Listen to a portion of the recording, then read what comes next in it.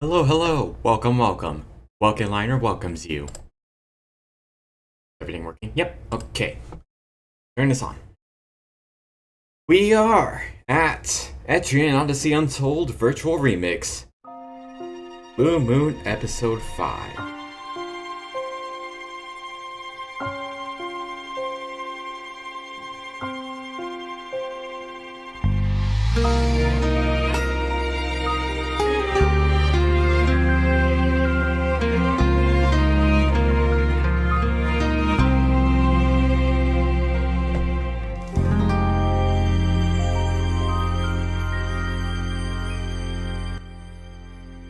I also forgot to... Oops. Alright, we're here. It's you. Why don't you take a seat? I've reached a good place to take a break in my research. I have time for a story, if you're willing to live. Alright, we raised his friendship level enough. So, get a new plan from Austin. It's a fact that you'll want to avoid having your arms and legs bound as much as possible. In the forest, at least. Or else. This is especially important for adventurers or detectives like you. A single mistake could be deadly. Well, let me see now. The story is about a time when a certain ruffian attacked me after a misunderstanding. And we all had a good laugh afterward. I didn't expect to get carried away for so long. You can come ask me for a story if you like my expertise. But in exchange, there is something I would like to do here at Luna. You might notice some smoke and the odd smell or two, but would that be alright? Sure. We let us work here, yeah. Thank you. I expected that you would agree to it. Rosa said that I needed your permission, but now she has nothing to complain about. I need to make something in order to corner him. Or door. I'll tell you more about it once I've finished. I don't suppose you have much free time either. Don't you have other matters to attend to? Alright, where we last left off, we discovered Lost Shinjuku, the 5th stratum of Yggdrasil. So now we're gonna have to figure out how that came to be. He said he would find the mysteries of the labyrinth together, power and happiness. Sorry to tell you about the top. The client has dug a grave on B1F. I'd like you to make some offerings that the deceased would like. Here's the location of the grave site. A common offering here in Etrian is a tiny petal you can take in the forest, but that may be a bit too ordinary. Why don't you ask people in town what makes for a good offering? I might give you some advice.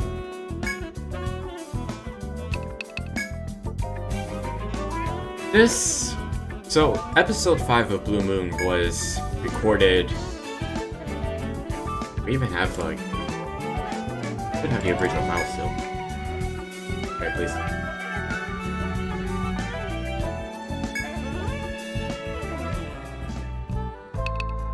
This.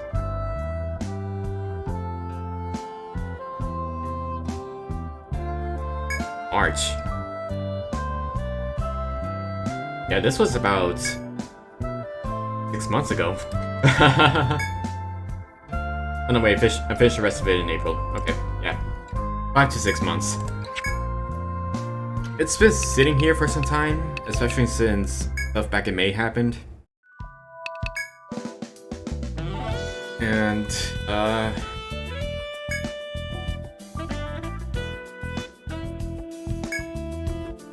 well, it's been quite the hiatus for this entire series. But we're capping it off.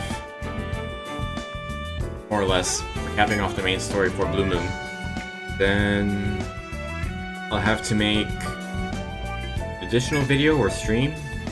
I mentioned this all in the Red Sun episode 5, but I'll have to make an additional video or stream showcasing a story exclusive dungeon, which is modded to be playable classic.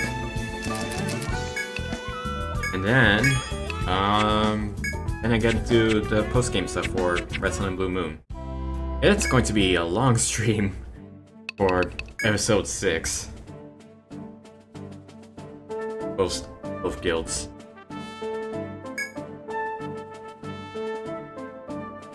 Anyways, for this quest, let me get back to this. For this quest, you have to gather a whole bunch of offerings instead of just one tiny petal. Place it at the grave sites to follow an adventure. So we just gotta talk to everyone in town, pick up their items, and get their suggestions on what to get.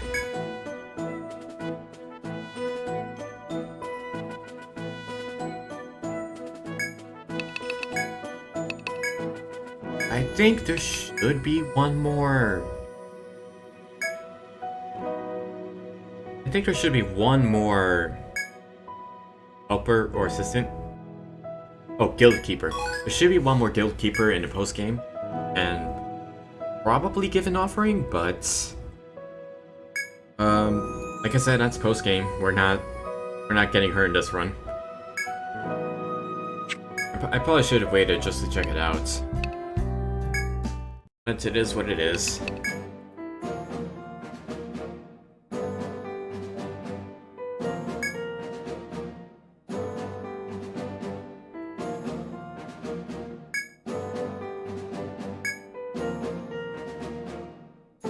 Boom. Boom.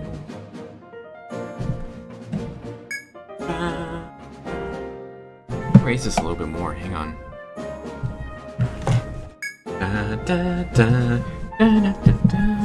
Okay, yeah. Now it's less likely to get cut off.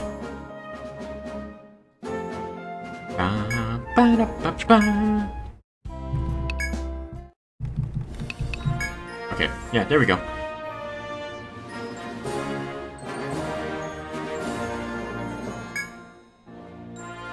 And I'll have to figure out how to balance the mic settings for, like, universally, because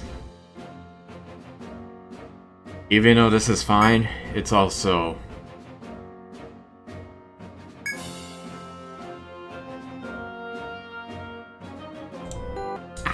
okay, that was close. I almost made a mistake. I wanted to check the... Wait. Can I... Okay, yeah, no, never mind.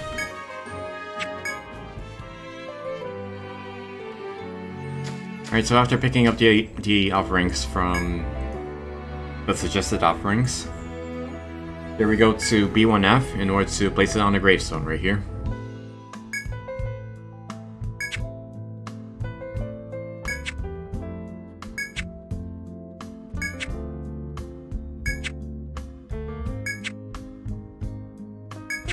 I also wanted to point out something because I don't think I did in the Red Sun episode 5.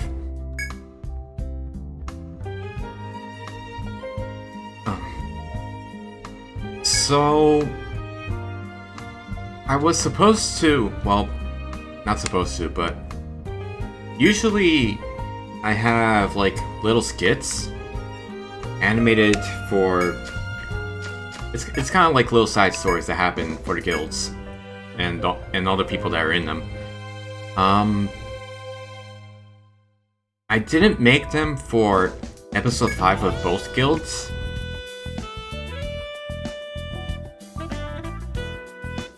Actually, because I already felt like this was going to be this was going to be like a certain kind of episode where,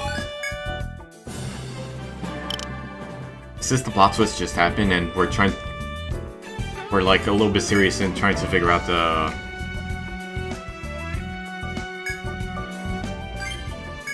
like what came to be in the 5th stratum and all that.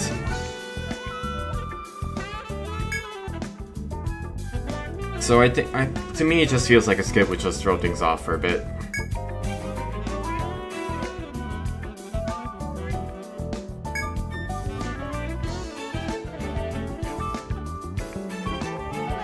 But it should be all fine because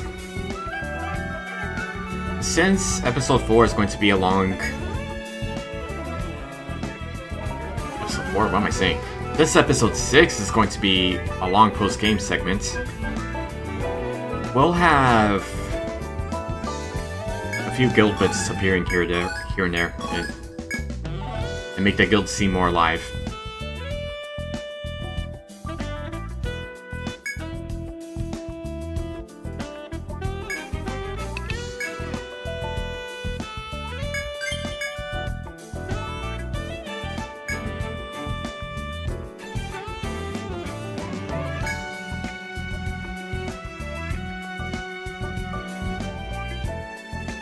And this is the quest for Yalaroon.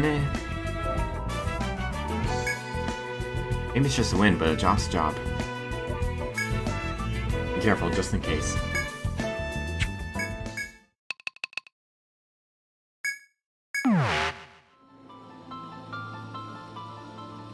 Lost Shinjuku.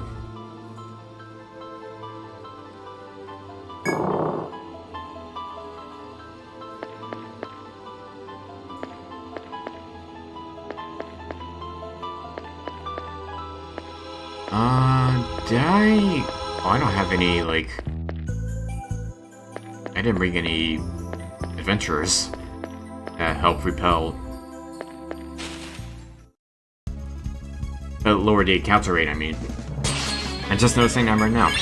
Noticing that on rewatch.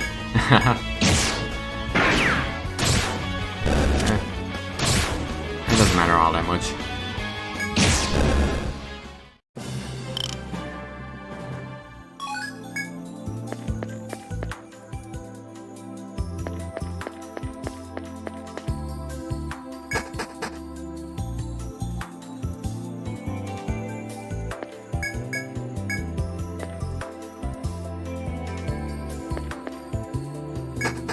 There's a spot you missed. It was an event. How dare you pass me? Whatever.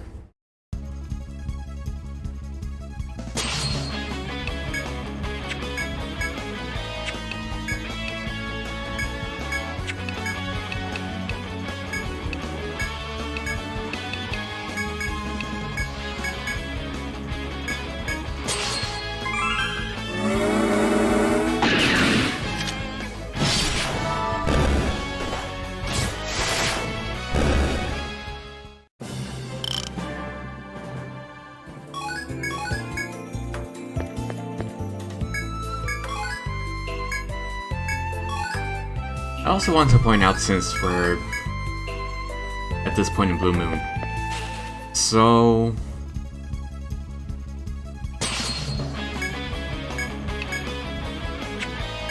eventually I get to a point where the levels start rising rather quickly. I did power grind, but I just grinded too much, so everyone will be level 70 by the end of it. And they also have... Most of them have level 10 Remorse too, so... By the time the super bosses and the final boss of the main story comes around, it's going to be... The difficulty will be set to Expert. A wall with a large crack in it looms before you. If you could succeed in breaking the wall down, it may create a new path. By hitting the wall, you vigorously apply your weapons to the large crack in the wall before you. The attempt results in a loud racket, but little else. If you still hope to knock a hole in the wall, you must redouble your efforts. Keep striking! As you continue to batter at the crack in the wall with all available force, it eventually begins to crumble. You look expectantly ahead, but when the dust settles, all that lies beyond is another pristine wall. Attempting to break down this undamaged wall would be sheer futility. You abandon your hopes of forging a new path. The only silver lining is that the rubble from the wall you broke could easily fetch a high price at the market. You decide to at least scatter the debris and bring it back with you. Drywall. As you have gathered what you can, you realize that your situation has become rather precarious. Precarious? A horde of monsters attracted by the din of you bashing at the wall has come to see what prey might be on offer. Uh-oh.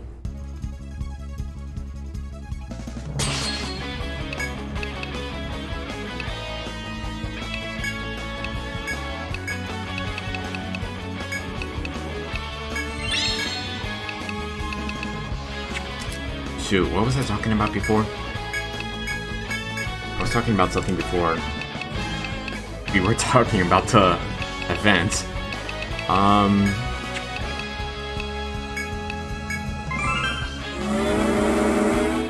Let's see. I think I was talking about the posting. It's meant to be a long posting on episode 6 on guilds. Because there'll be more guild bits and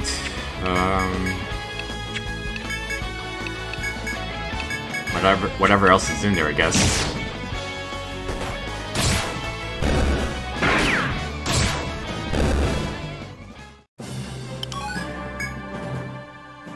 Alright, because like the super bosses and the final boss. Basically near the end of this video, everyone will be level 70 with nearly max grimoires at best. Or at least, I mean. And then...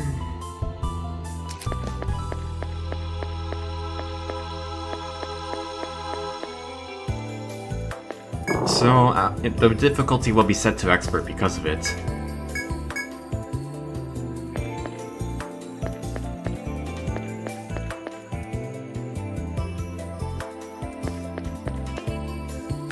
It is kind of my fault for, like...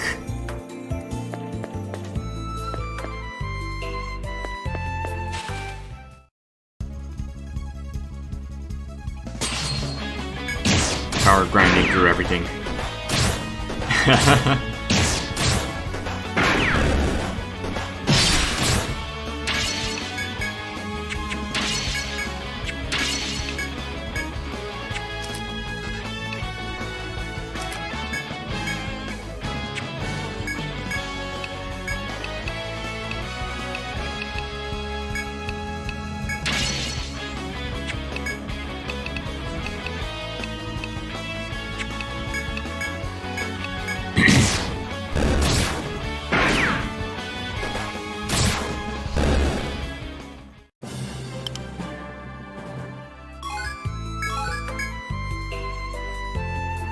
What else do we have to talk about? Oh right, Etrian Odyssey 2, Untold. It's still a ways off. Mainly because we got 3 more streams of this. But for Etrian Odyssey 2 Untold,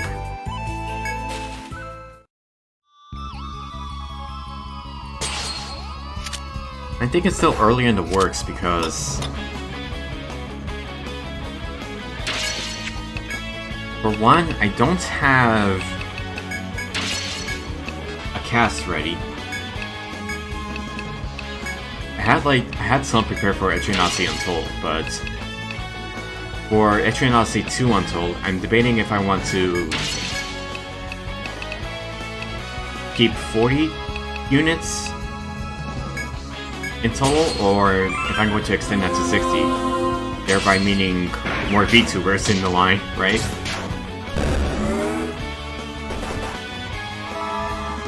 Oh, shooting. Alright, well, that just happened.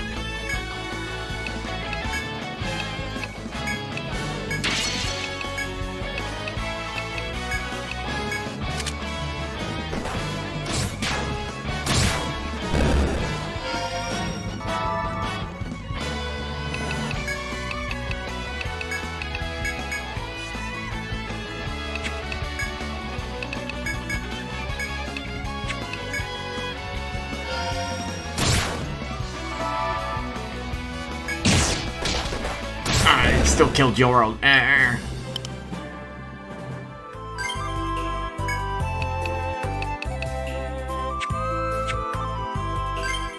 I'm an awful player. Ha. Wait, I do have safe passage. Why am I not using it? Oh no, wait, that's something else. I meant Frightful Y'all.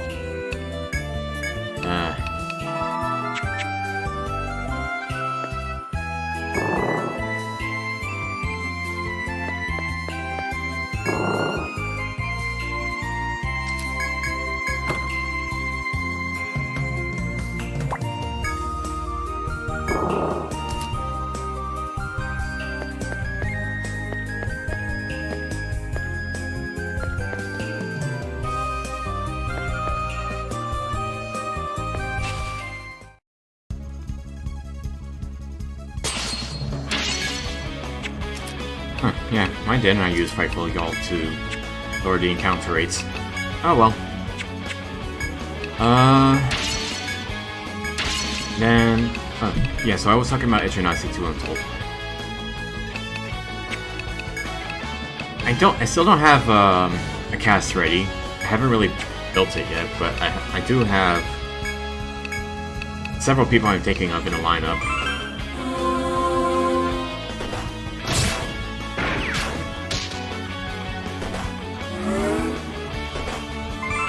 I'm probably gonna have to ask for permission before I could consider inviting them, but... See, that's also the thing. A number of VTubers here in this guild, a number of them have stopped streaming for whatever reason. Like, it's either a temporary hiatus, or they're just done with VTubing in general.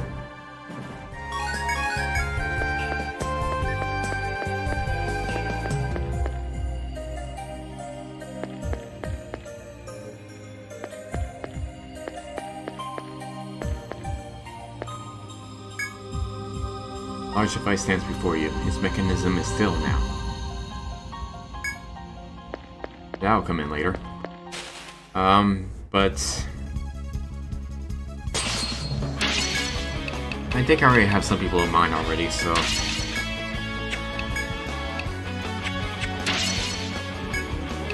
Aside from that...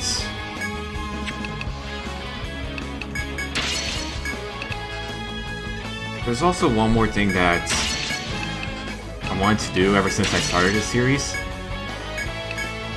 And I'm not sure if I'll be able to get it to work. It'll be something similar to the end of my playthrough in Etrian Odyssey 4. Where I just did something special while fighting the post-game final boss in the hardest version available.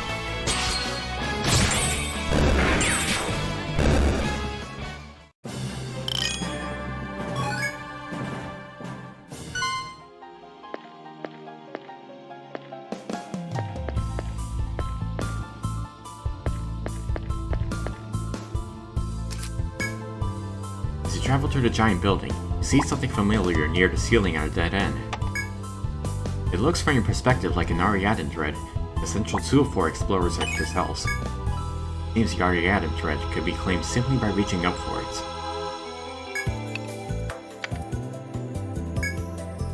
As you jump up and down trying to reach the thread, your hand eventually brushes it and you manage to pull it down. But once the thread is in hand, you can plainly tell that its texture is not that of the Ariadne thread. Sadly, the cord you had so desperately sought was a plain spider's thread. You slump your shoulders only to feel a sense of dread in the pit of your stomach. Sounds like I ate something wrong. You turn to see the spiders whose lair this must be champing their sharp, chitinous forelegs at you. Seeing that battle is unavoidable, you quickly draw your weapons. The spiders. Another thing that I have to point out. This month in October are going to be the start of like a lot of good games are being released this month and in October. And that's going to be a bit painful. Because I really want to play them, but I also don't know how I'm going to keep up.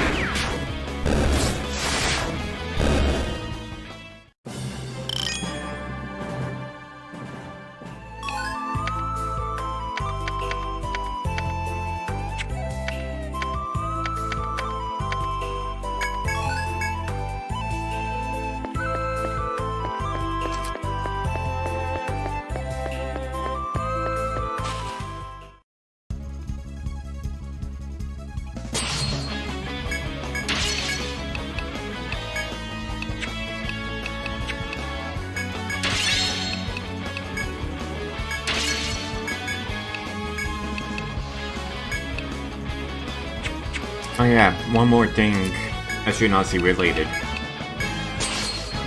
There is something I want to make for someone else. As a present. It's going to use Etrian Odyssey 2 Untold. But it's nothing too big because...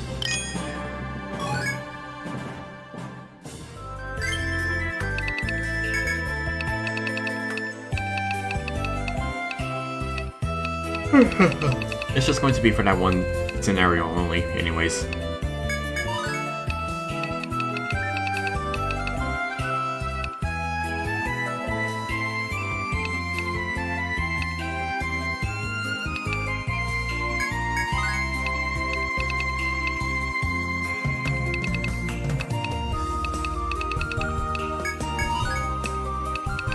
I'm gonna have to actually focus because, let's see, how much time do I have left? How many weeks? Yeah, I got less than 2 weeks in order to get it done.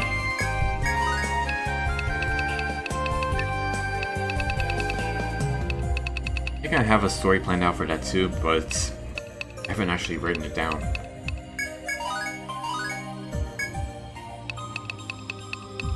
Guess we'll see what happens.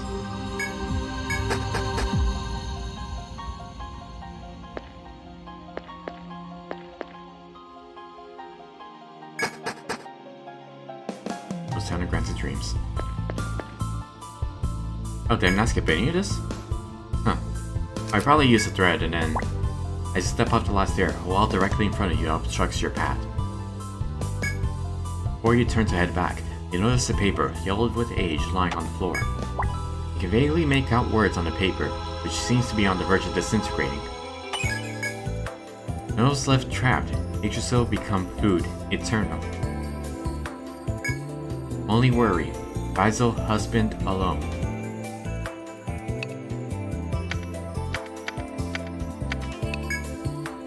Unimaginedness, the death, what saddens me.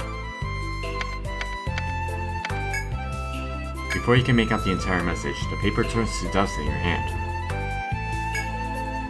It must have been an extremely old letter. As nothing else here catches your eye, you decide to leave this place.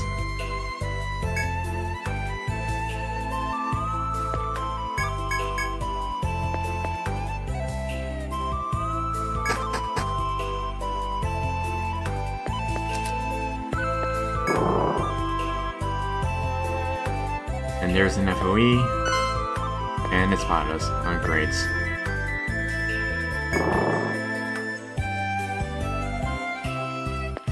Yeah, I don't think we could fight it yet. What am I even doing? Oh. Oh yeah, that's how you do it.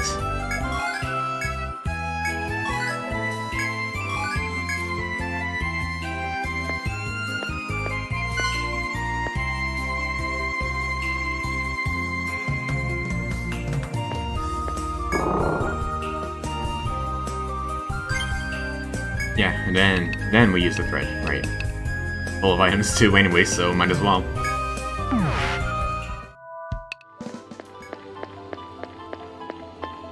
Alright, we come back here on the 21st floor, I mean. Oops. Oh, I didn't even have my FOE list ready. Whoops.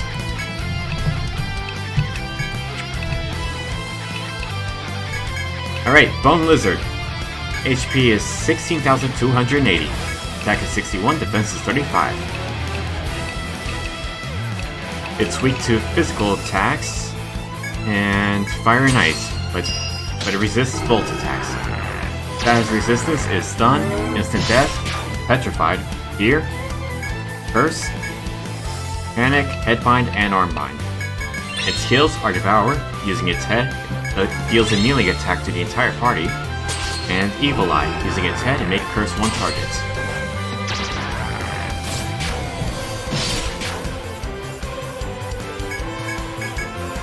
Well, that's another thing I want to try out, because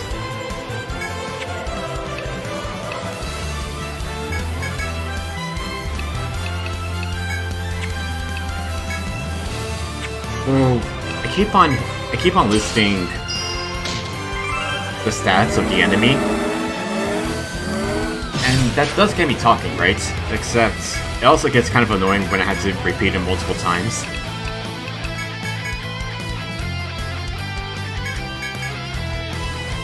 So, chances are I can look into what you can do for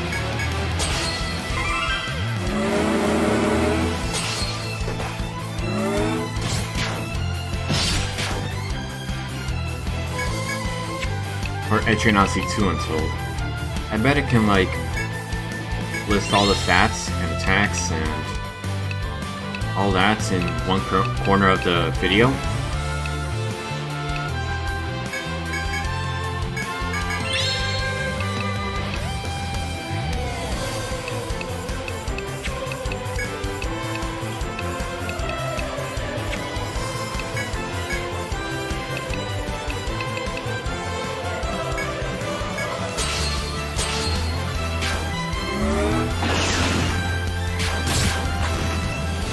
Well, that's something I'll be doing in the future, of course.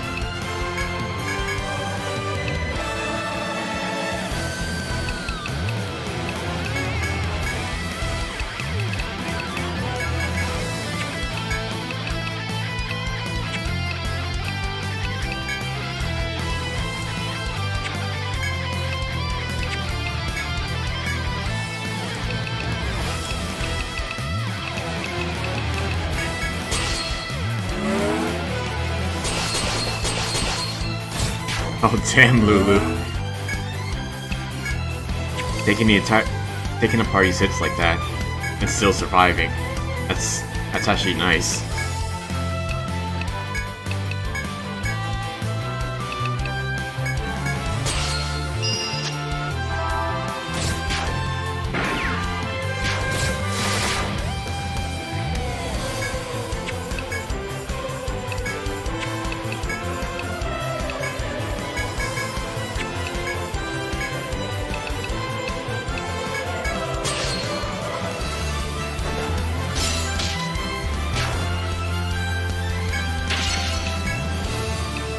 I think this is how, yeah, poison, defeat the enemy while it's poisoned. And that's how you get the conditional drop. Thorn Heart. And strangely, I didn't get the other drop, so...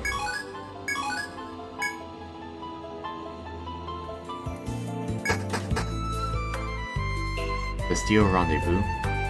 Oh, why did I even do that? Oh, because I'm going to... Right.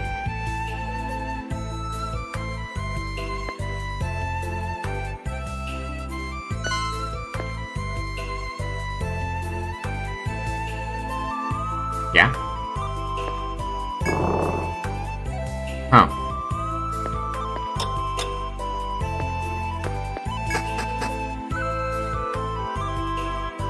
Okay. What is this footage? I guess I didn't check the whole thing properly. Oh, because I was trying to pick up items, I guess. And then I fight the FOE, right? Yep.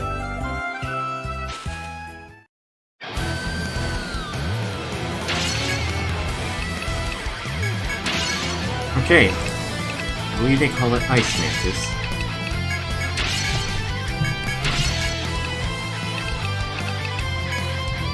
Icy Pincer. There we go. Or, well, Ice Claws in this game. HP is 6,220. Attack is 58, defense is 50. Weak to fire and volt. And resists all physical attacks. And completely immune to ice. Status resistance is stun, instant death, petrify, fear, panic, paralysis, blind, arm bind, and leg bind. Skills are Frozen Sight, using its arms, deals immediately ice attack to one party member. Medium damage may instantly kill. Frozen Fury, using its arms, it deals 3 to 5 random ice attacks across the party, with low accuracy. And Blind Blade, using its arms, it deals immediately cut attack to one line and may blind.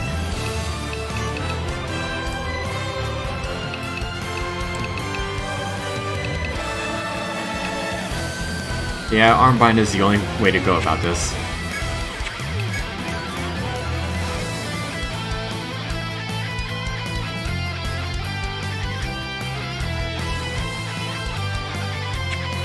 I'm not sure what I'm doing here.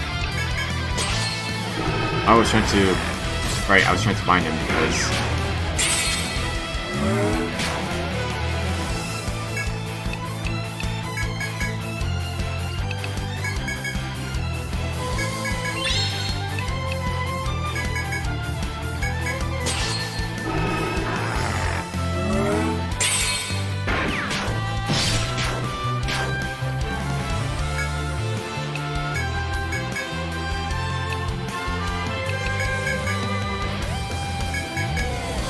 Oh yeah, hey Henri!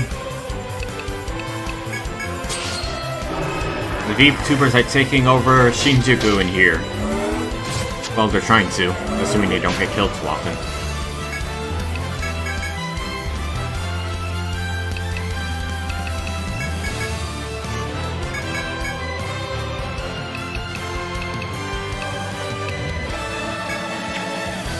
So, Henri, are you ready to be part of the sequel of this game, I guess? It's gonna be fun.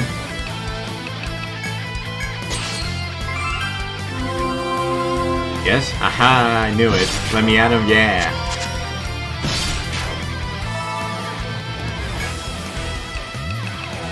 So once I'm done with the fifth stratum, well, this video is the last video of the fifth stratum, fifth stratum anyways. And then we tackle the story mode only dungeon, which is modified to be playable in classic mode. And then we tackle the sixth stratum. And then I can look into Etrian Odyssey 2 Untold.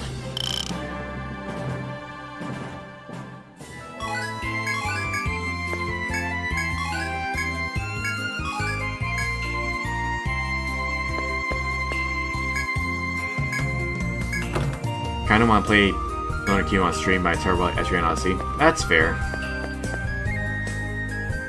Honestly, I feel like Persona Q is one of the more easier ones.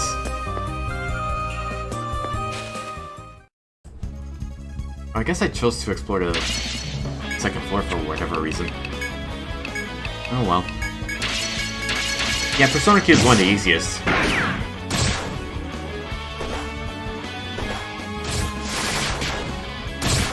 I think it's also one of the weirdest because the character's SP of that game never... The base SP of all the characters never passed through 100 for one. So you just have to equip a persona that actually grants a lot more than that.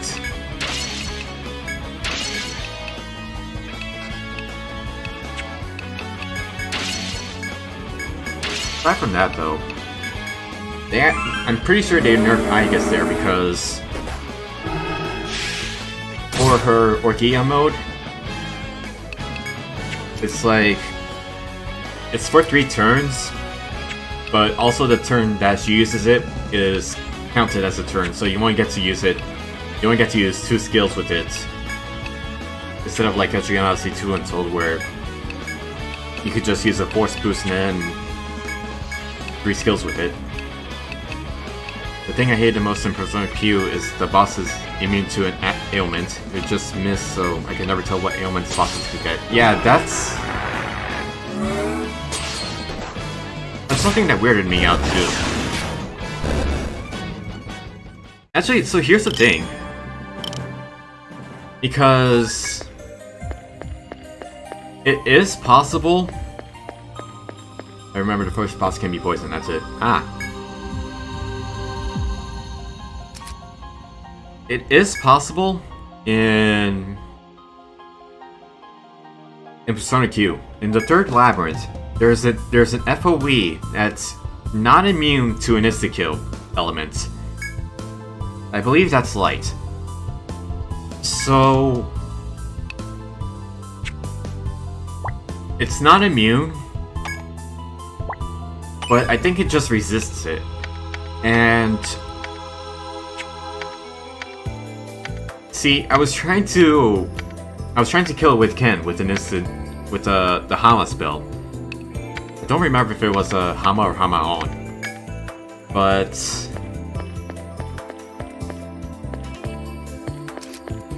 it could be insta killed. But also, here's the thing: there's also a threshold involved, and if the insta kill percentage does not meet the threshold, then it actually becomes impossible to insta-kill it. It'll just keep on saying miss, miss, miss, and you can't really do anything about it. How do I notice? Because I tried this out with Ken, with Hama, and no matter what happened, even though it wasn't immune to it, it can never die from it. And this went on up to like 80 turns, I believe. Just me trying to see if I could get Ken to insta-kill with it. But that didn't happen.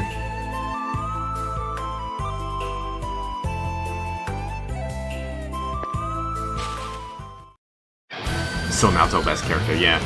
Pretty much.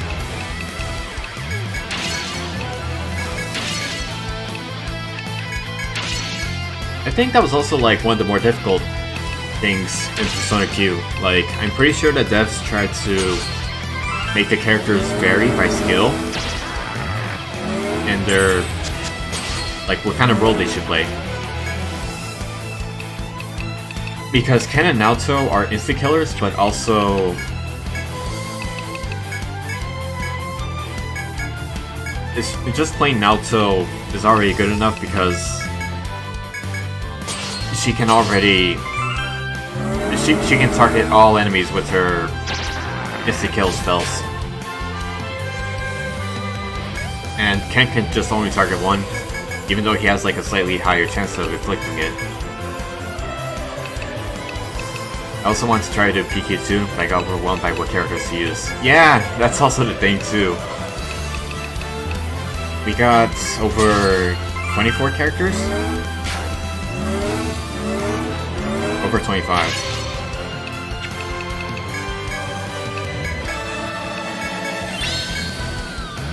See, in Etrian Odyssey, in the Etrian Odyssey series,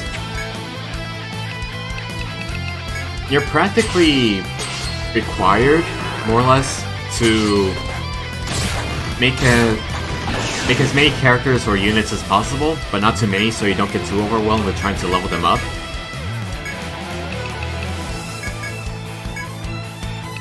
And this is mainly because for several classes, they work better in certain situations.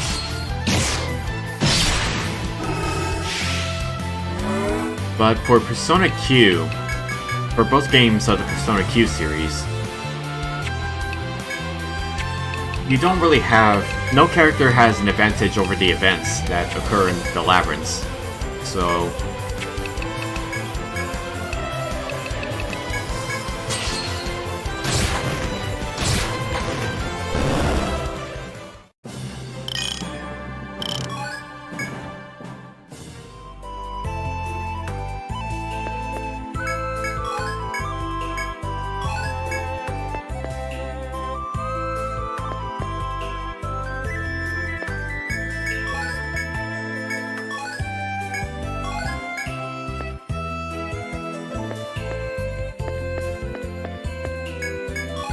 I think another thing, there was another thing that I wanted to point out and I forgot.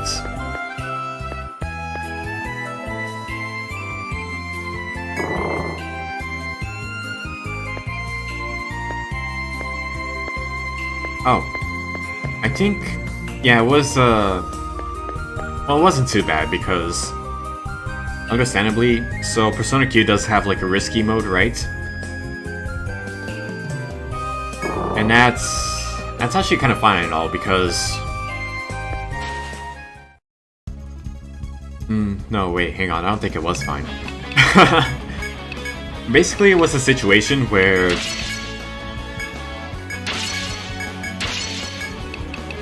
if you wanted to prove yourself with risky mode, you have to like stick to the difficulty, because if you choose a lower difficulty, then you're no longer able to select it. This was also the same kind of issue with Etrian Odyssey Nexus, where if you pick the heroic difficulty in Nexus, you're locked onto that difficulty. Well, not necessarily locked on, but you miss out on certain benefits from it. Unless you manage to pick up a quest that's related to it.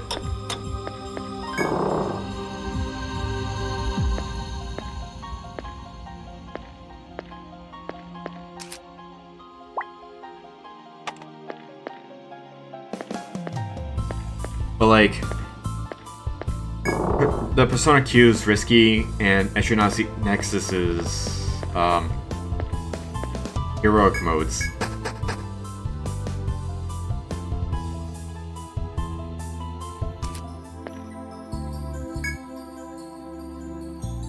What was it?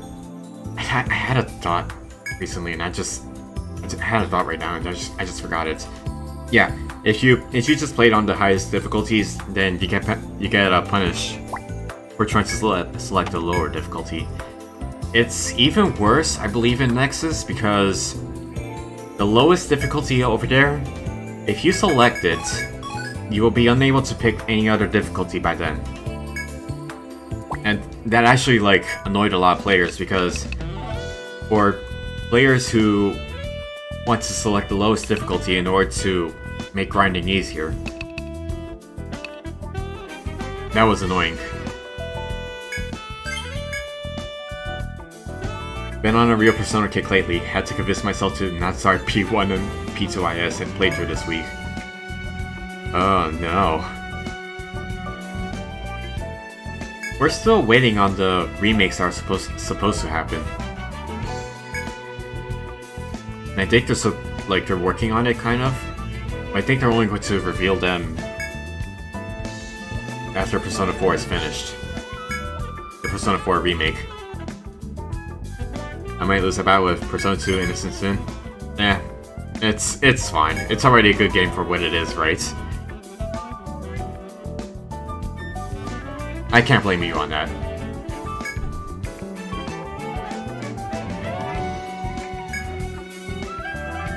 What I am wondering is how they will remake the first two Persona games. Or Persona 3. First three Persona games.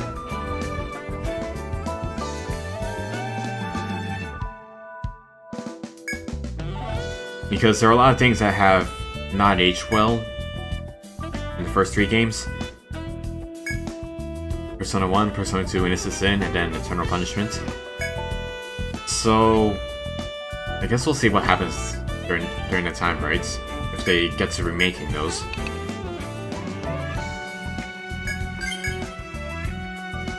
The Fighting Glasses Painter Man in IS? No, not him.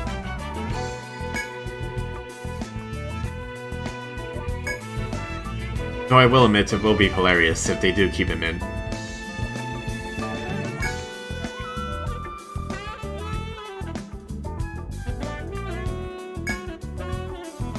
But no, like, I kind of mean the mechanics of it.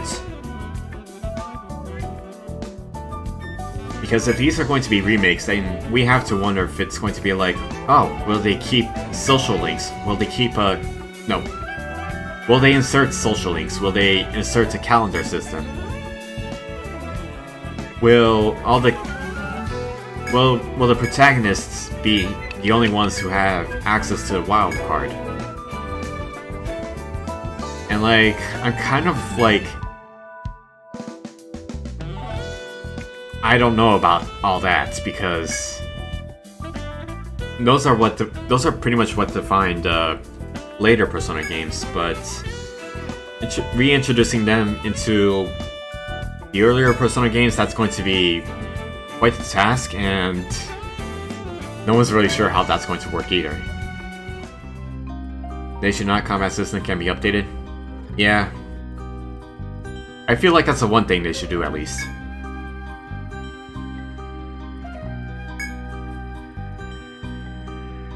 would argue they should keep everyone able to swap personas since all the cast members are guided by Philemon. That's also fair.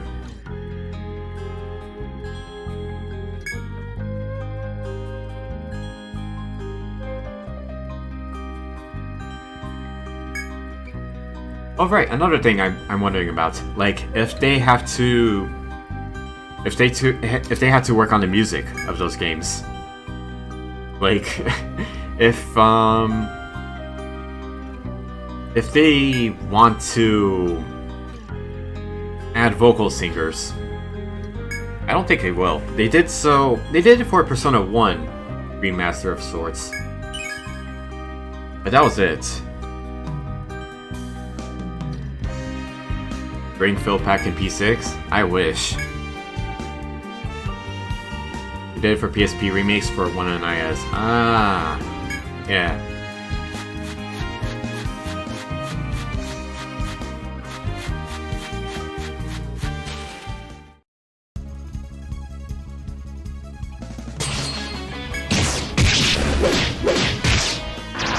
I'm still kind of a little disappointed at they weren't able to. Did they ever remake Eternal Punishment? Or was that just never localized, I wonder? They did? Okay, yeah, so they didn't localize it. They never localized it for the Western markets.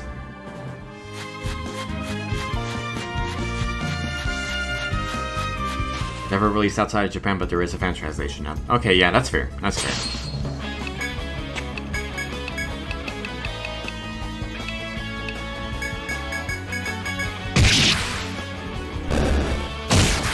I mean, it's kind of funny if you think about it, because a fan translation by this point is easy.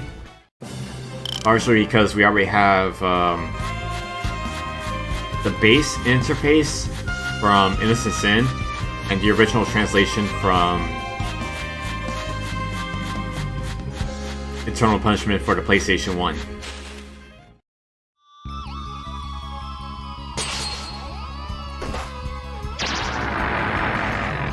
I think that fan translation came out last year. Yeah. Like I'm saying, they probably had it a little bit easier because they had the original translation to work with, and they also had like the coding of Innocent Sin in both the Japanese and the localized releases to work with, to figure it out. Like comparing how to code the English translation into Eternal Punishment PSP.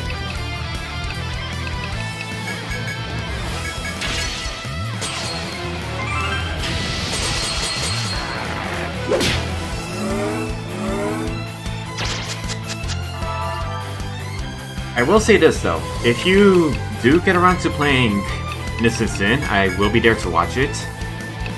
I think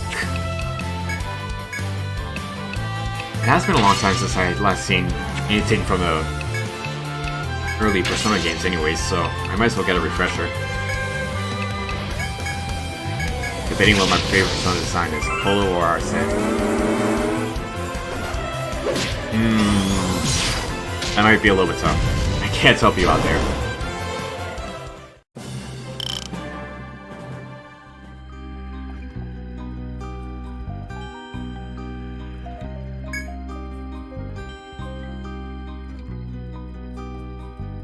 But yeah, if you do get around to playing it, Innocent Sin and Eternal Punishment as well, I'll be there.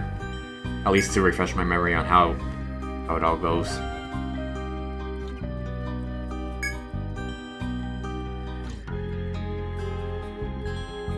It's hard because I love Apollo and Tatsuya. Tatsuya's second favorite Persona 2 character. Ah.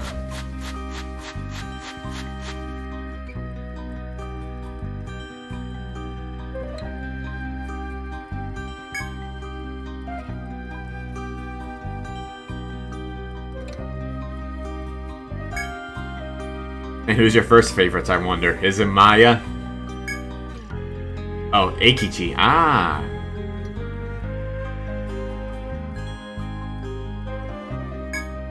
Alright, fair enough.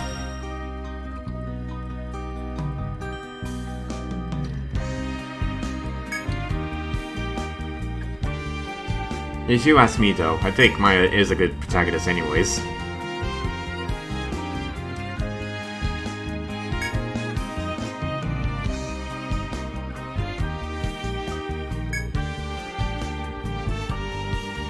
I love Eikichi so much, he's probably number 2 next to I guess. Ha ha ha ha.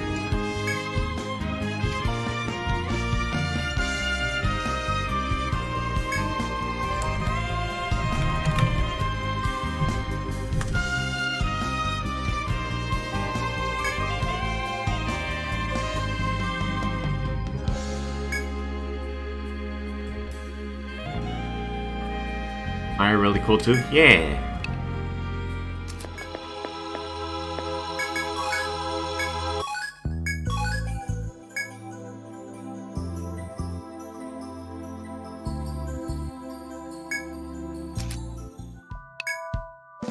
What other Persona game comes to mind? I think there was... Oh yeah, so... I remember we had several Persona games on mobile phones or mobile devices. I know we had one which is for Iga-centric, I mean. I think there was another one based on Persona 3. I don't remember what it was though.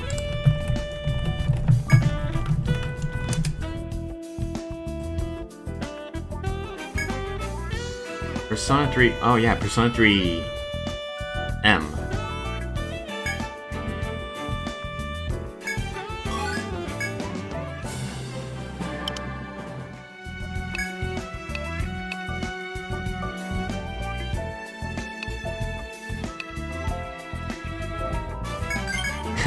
It was a bit weird looking at it now.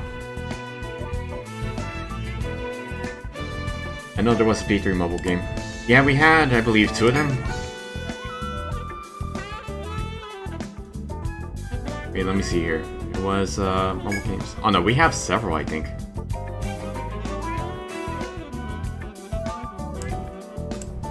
Yeah.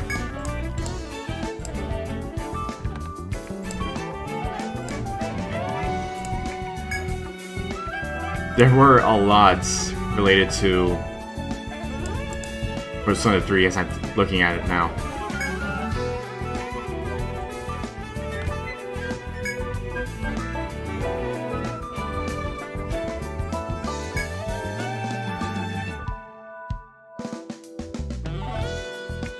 Wow. I thought that was it.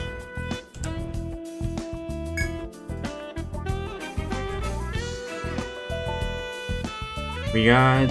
well, let me pull it up here. Since I'm already in here in the wiki. We got...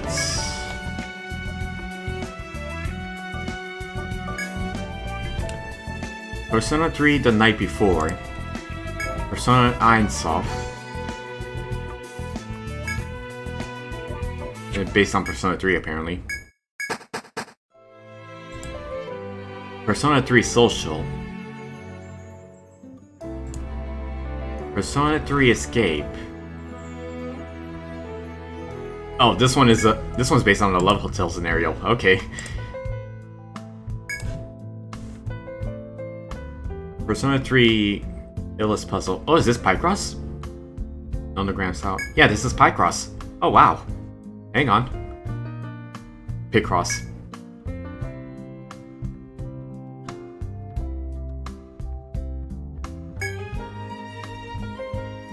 And this does look like Picross. Huh.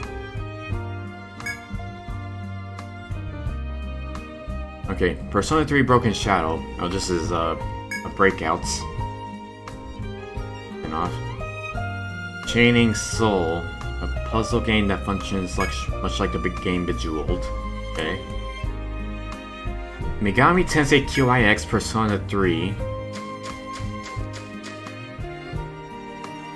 Similar to the game its time. Players complete levels by capturing at least 80% of the board. Huh. Oh, kicks? Oh, I guess it's called kicks. Okay. Then we have, I guess, the first mission.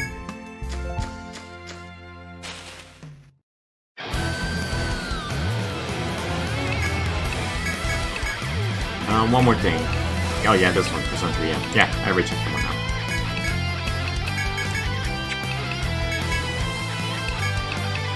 There's a lot more of these than I thought. Yeah, it's just mainly mobile games that are based on, like, either based on or are Persona 3 related. In fact, I wasn't expecting to have that many in the first place. I don't even know how many of them have been preserved, actually.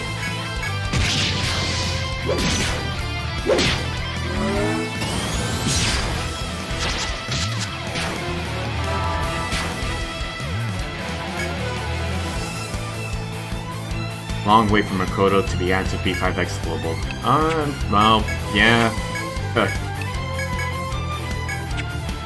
I mean, if you think about it, it's probably not going to be a long wait, considering how fast they're going through the events in order to catch up to the Chinese release. I guess an advance order for Imagine when I wanted to... Okay, yeah, so I've heard about Imagine.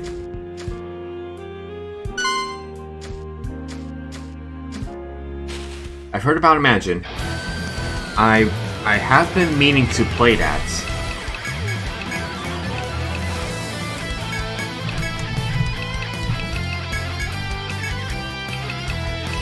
Mainly because...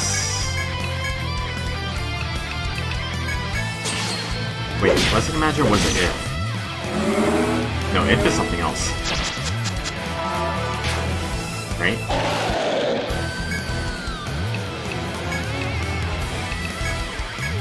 Okay, yeah, If is something else. Yeah, it's Imagine.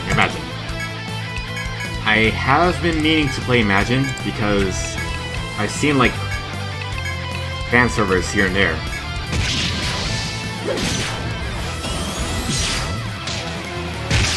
But it keeps on slipping my mind, especially since I have...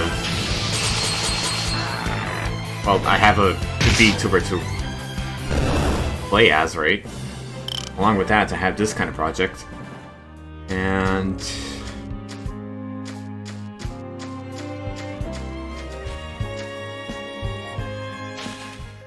I don't know. Maybe one day after all.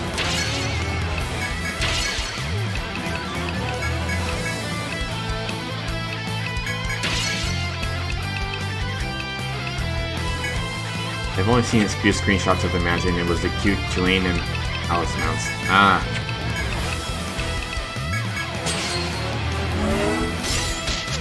I'm pretty sure the Demi-Theme's in there.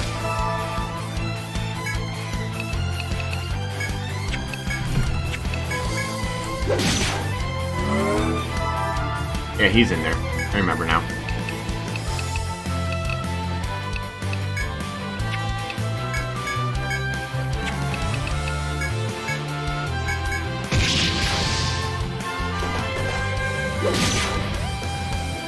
He carries you in his arms and now leads you by the hand.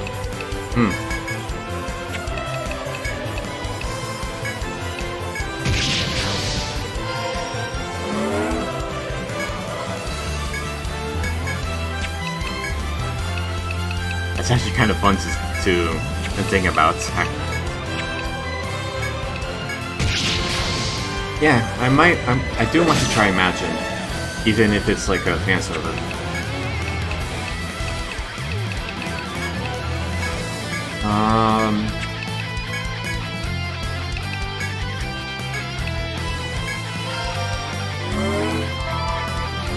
It's also going to be kind of tough because I did plan on playing... I did play Blue Protocol, like, earlier in the beginning of the month, or was it like the last week of last month? I did play the post-beta test of Blue Protocol, and then I kind of had fun with it, but also...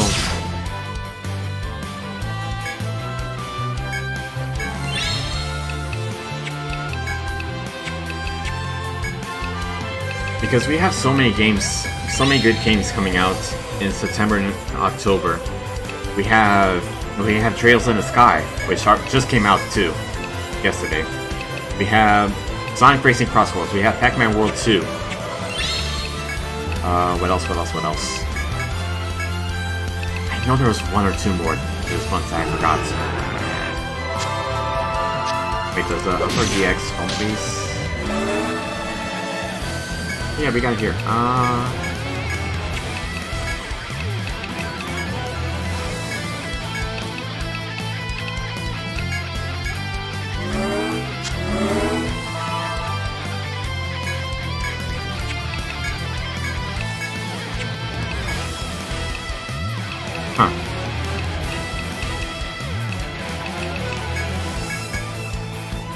Okay, I thought there would be more for this month. But yeah, we got a lot of games. Whoops.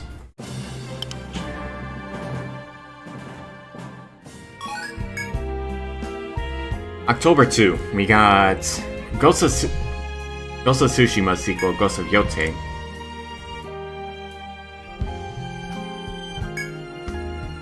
We got the Blue Protocol closed beta test.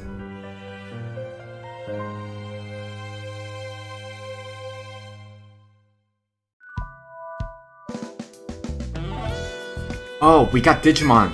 We got Digimon Story Time Stranger coming out on October 3rd. Oh, jeez. Then we also got Little Nightmares 3. Double Dragon Revive.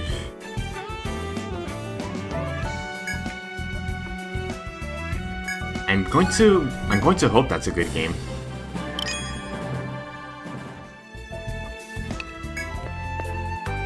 Got Digimons and Pokemon alongside Spooky modes. Haha! Oh yeah, when is the Pokemon game actually? Pokemon Legends?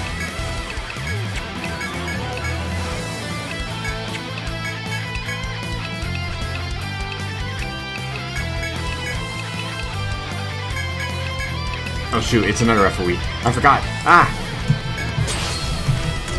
Let me take care of this for one moment.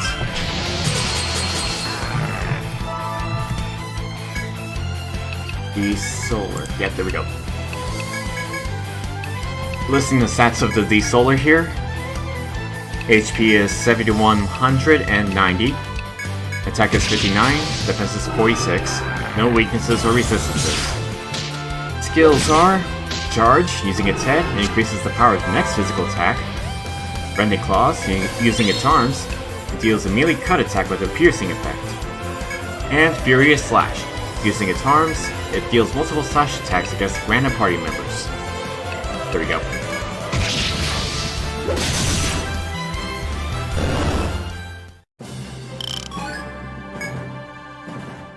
I probably killed it a little bit more easier than it should have, but...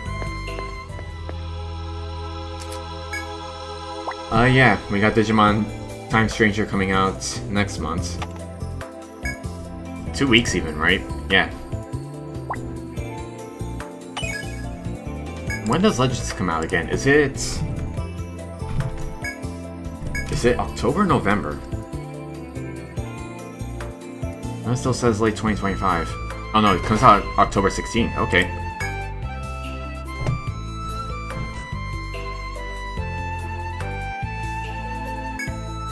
I don't know why it's not mentioned in Opera GX homepage yet, but it's Legends ZA is there in October 16th.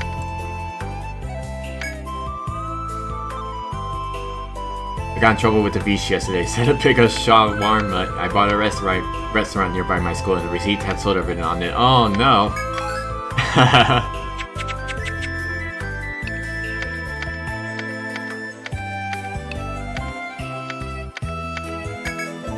I mean, there's no way you can censor that either, because she would just find it suspicious.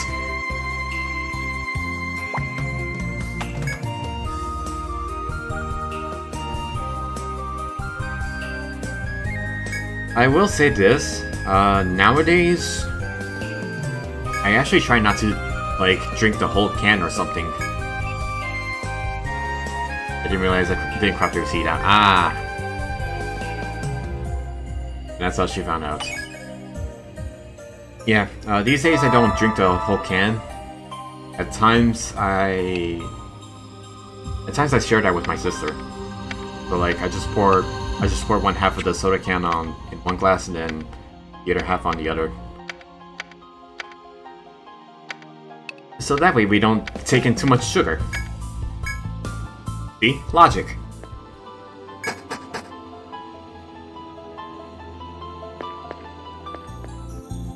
Oh, it's another boss. Okay. Another referee. Let me bring this up. Arboreal Hulk. HP is 9,400. Attack is 63, defense is 48. No weaknesses or resistances. Its skills are Rush, using its legs. It deals a physical attack to the entire party, only used when its HP is under 50%. Strike Up, using its head, deals damage to one target on the front line. It also pierces through end lines, hitting a party member in the back line. And Fearsome Roar, using its head, it has a chance to inflict the fear status on the whole party.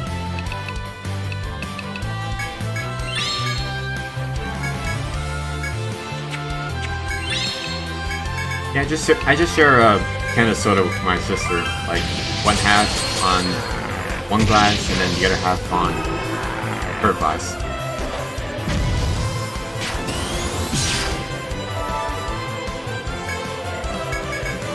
Works out.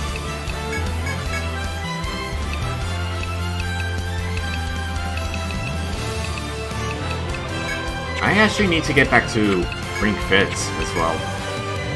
It's been months since I last exercised, too. So...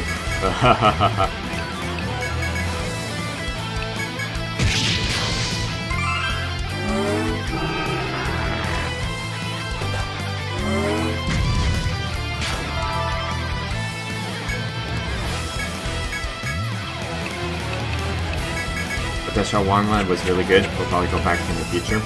That's fair.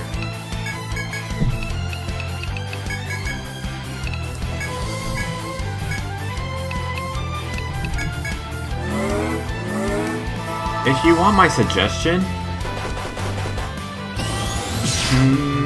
actually, I don't... Are you a fan of lemon black tea by any chance? Mainly Brisk. Are you a fan of Brisk? Because... you can at least substitute soda for that.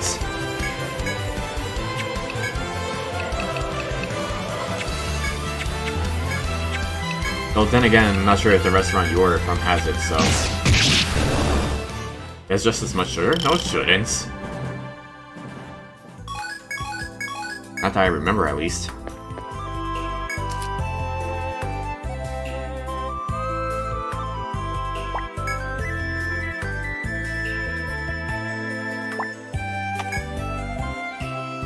Let me pull this up, because... Brisk tea...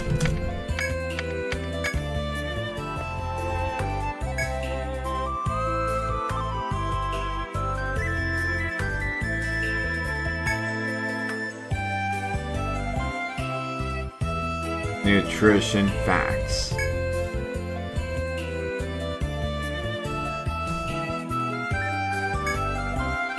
Brisk lemon iced tea in a can.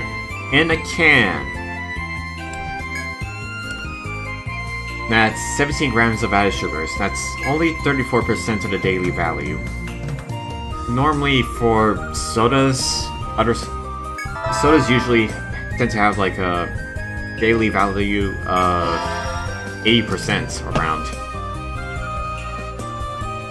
Brisk is just half of that.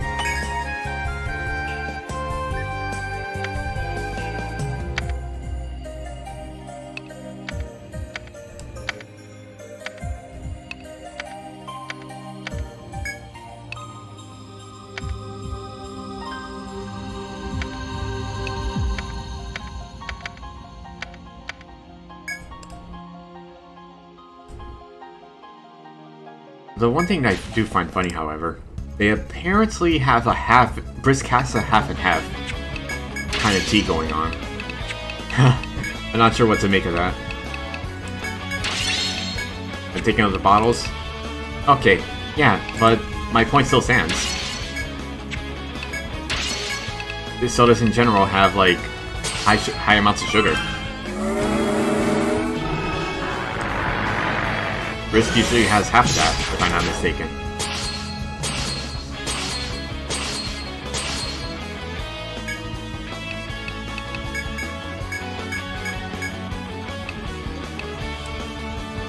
Then again, I guess it would be kind of difficult to just drink only part of the bottle and then save it for later.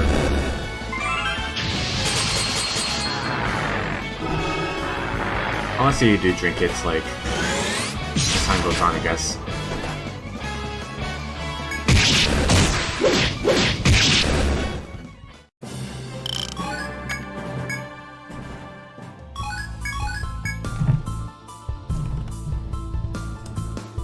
Let me see here. Let me put up a bottle.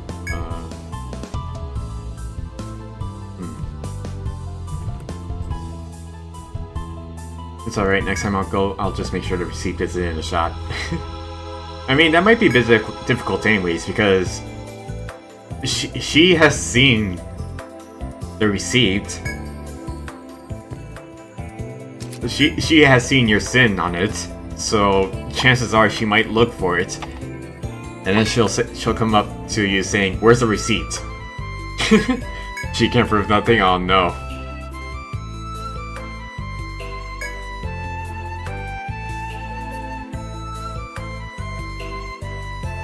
It's not cheating if you don't get caught.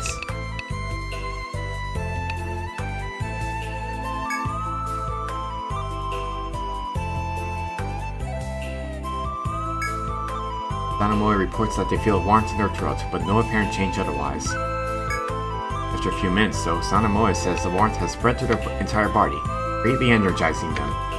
Elixir! Well, that'll help.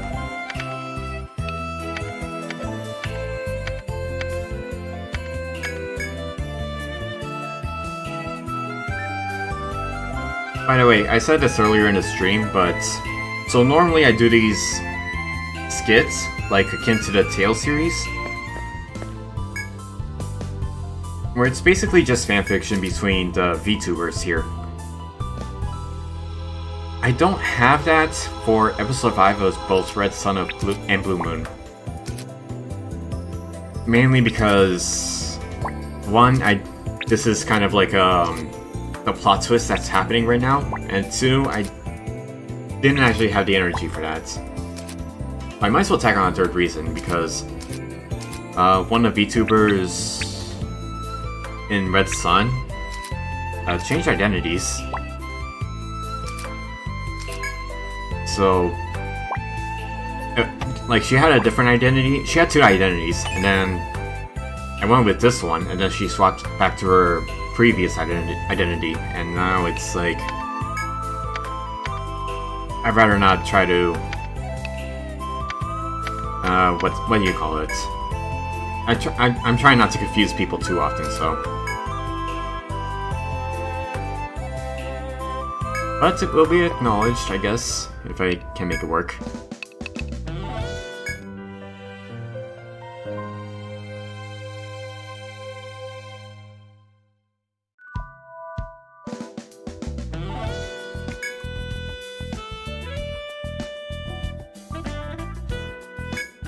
Oh yeah, one thing that I do point out, Henri. One thing that I do point out to some people, one thing that I've already pointed out to several people already. So, Etrian Odyssey 3 is based on an island resort. Well, not necessarily island resort, right? It's more like a tropical paradise of sorts. And like, I had this idea where if I ever managed to modify the character portraits of the game, that if people want to, if people want to play along with the setting, then what they can do is what they can do is they can just like send a PNG of their swimsuits instead. PNG of their identities in their swimsuits, and then like we can actually get like a beach episode going on. In fact, the whole thing of Etrian Odyssey 3 is practically a beach episode.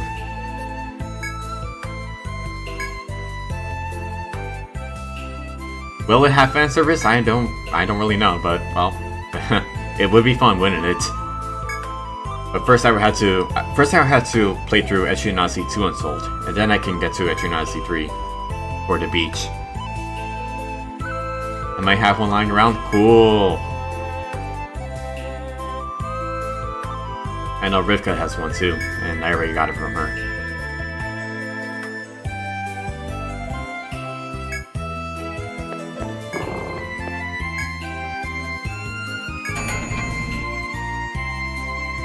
Just hold on to it for the time being, because... Or, well, yeah, you can also give it to me, in case if I ever get to that point.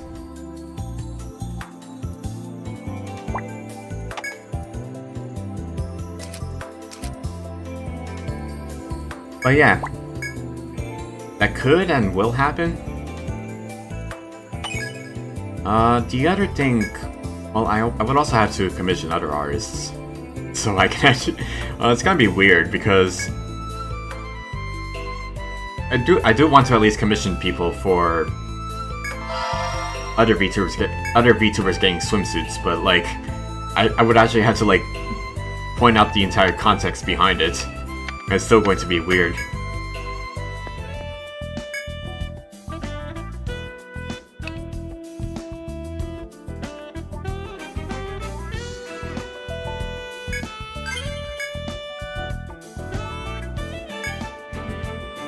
Now that I think about it, how many do I... Let me check my images here, my list of images. I have... I only got one. That's basically Rivka. Okay. Do I have anyone else?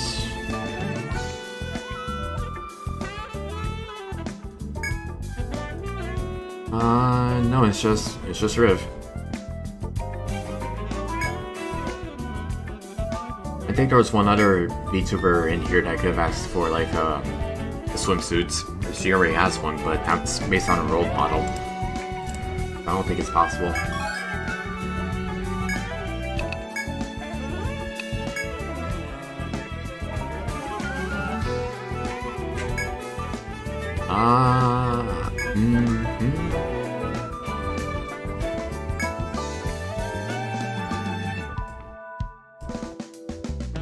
Yeah, it's just Riv with a swimsuit.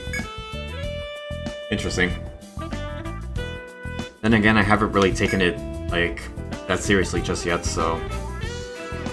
I'll just ask around when the time comes, I guess.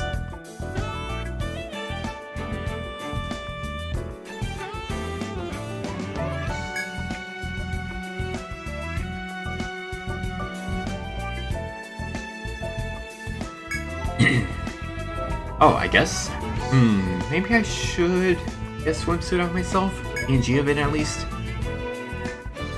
I'm not too sure how if I'll ever get a model of it, so it might be safer to just go for a PNG. Actually, I still need to... I still need to work on a lot of things for a proper VTuber. I still need a model for one. I need to streamline all of my alerts properly.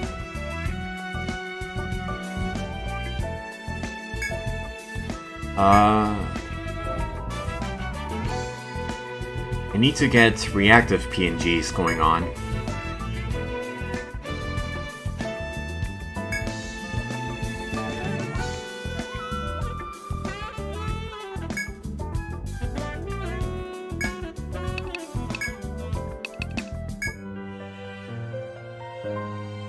I think there were a few other things.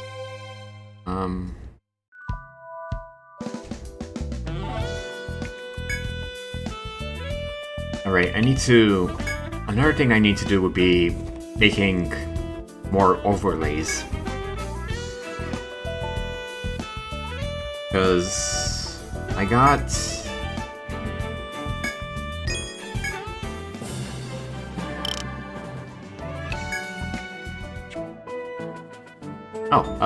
dialogue was awesome.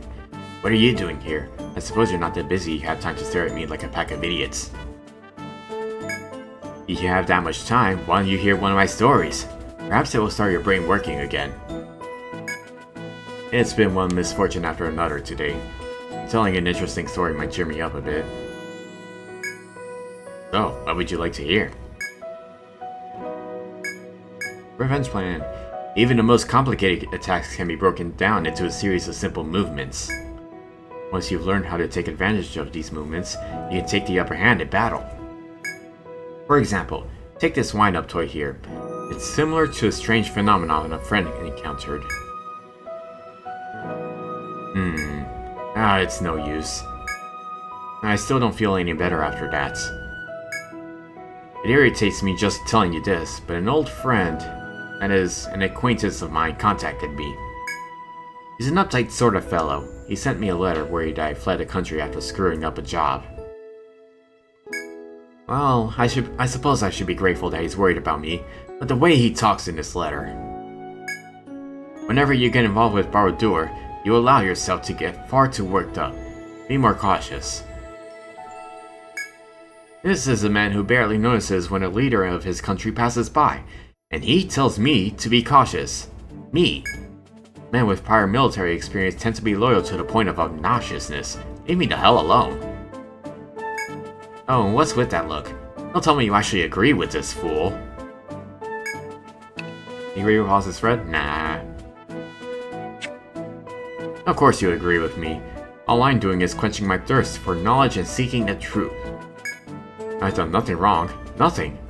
I'm very glad that you are sane enough to understand this, my friend. Although Rosa did urge me to get some rest, I have direct approval from this house's owners to continue. Now then, what business do you have with me? Alright, new preparation.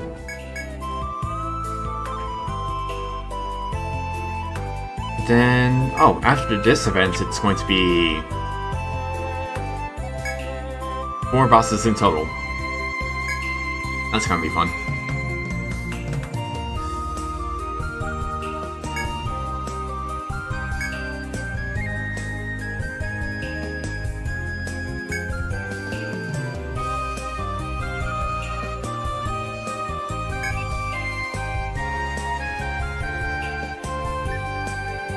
So Henri, like, if you're still there, right? Have you ever found any VTubers who, like, I don't mean the ones for corporations, right? So indie VTubers who have never changed their models for whatever reason. Like, they just like the model for what it is already and just want it to be part of them.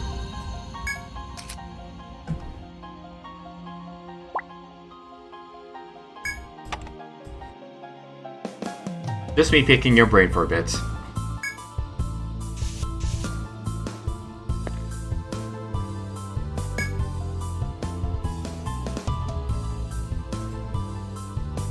Not that I could think of? Fair enough.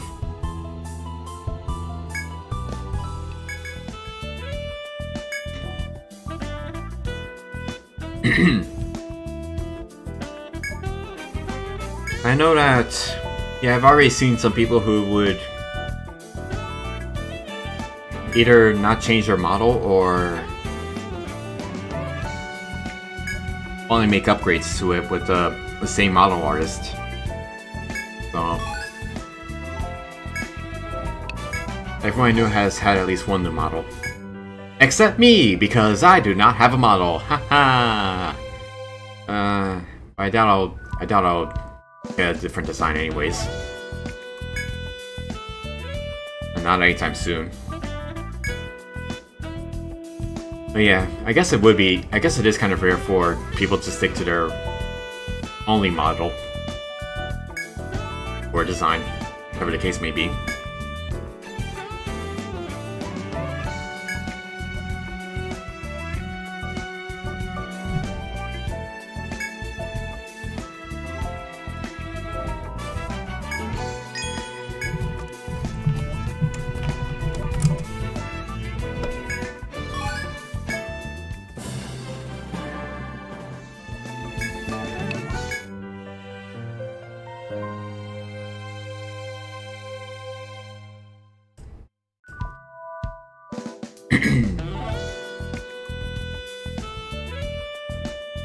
I wonder...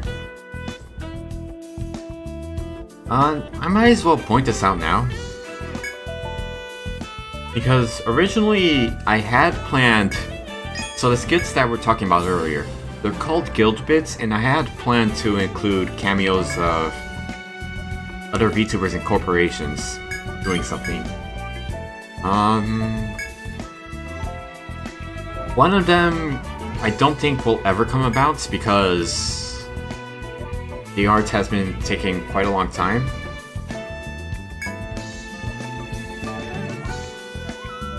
So sadly, I don't think that skit's going to happen. I doubt I'll ever post it unless the art actually comes through.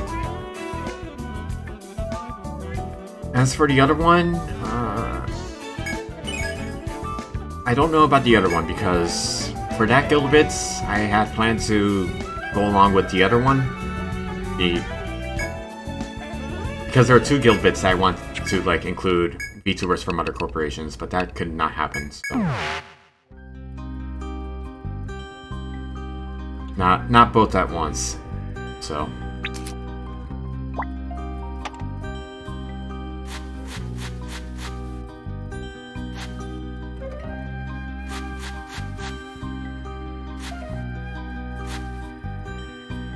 The tree in front of you has been scored by giant claws. From the looks of it, these claw marks were recently created. Near the tree you see a pool of blood. These must have been caused by the formerly sealed monster.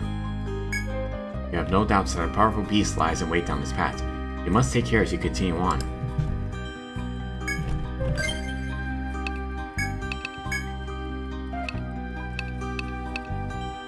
Let me get these.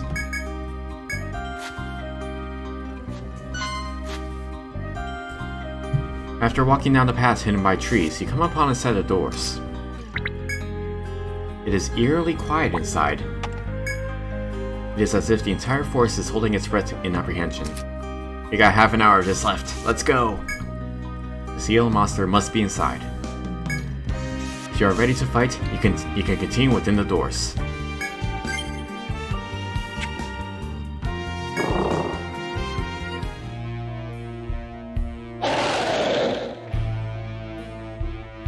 Behind the doors in the silent room, an uncanny beast waits.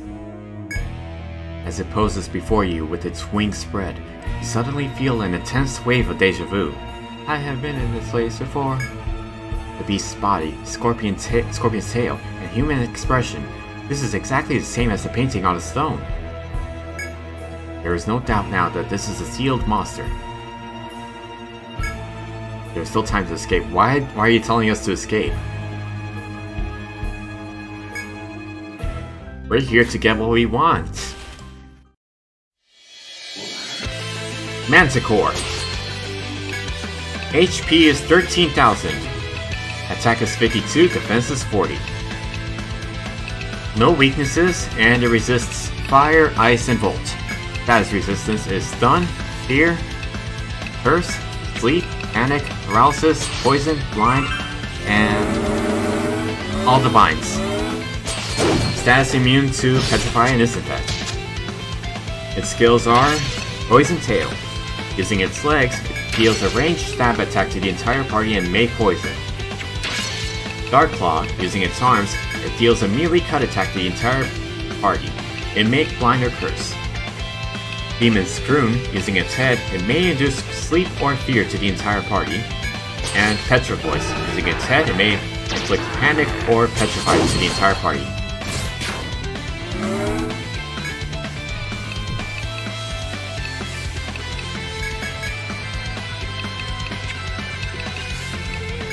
It also has this weird, annoying attack where it sometimes uses its wings in order to take half the damage it's supposed to.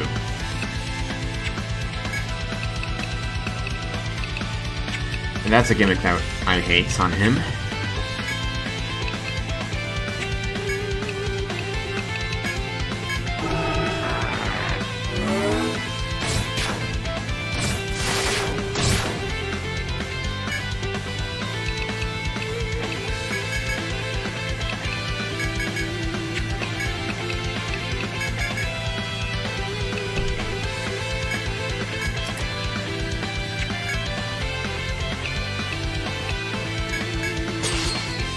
that I think about it, I still have no idea who I go to get as my model artist or rigger. What do I have here? A list of a whole bunch, actually. I have one.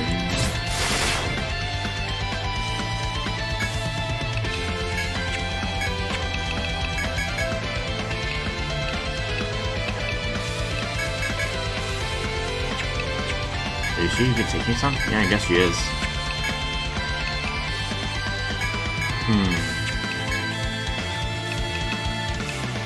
Well, but first I need... I'm getting too ahead of myself. I need a reference sheet for myself before I can do anything.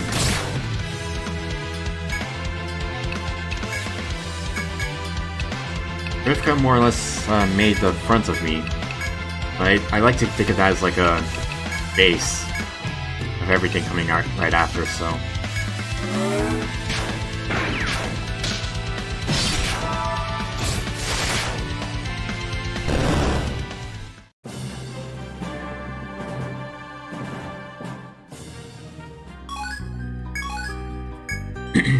After a fierce battle, the monster from the seal falls dead. You have succeeded in defeating a powerful beast. The threat from the sealed monster has been put to rest. You should report back to the pub and claim your reward.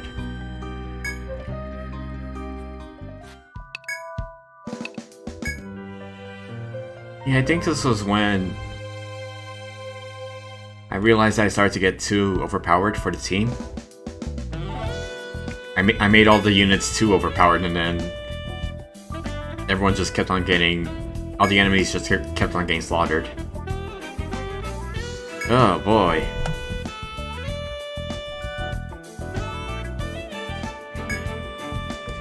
This is your reward. You've earned it.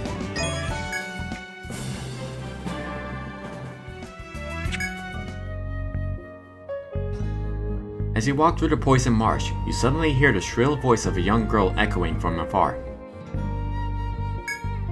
Could the rumors of a young girl living in the forest be true? You decide to take caution as you continue on ahead. Someone, help! You can faintly hear a young girl crying for help. Following the voice has led you to a door deep within a poison marsh. It would appear that the girl's voice was coming from behind this door. You can choose to search for the girl, or leave this place if you want to.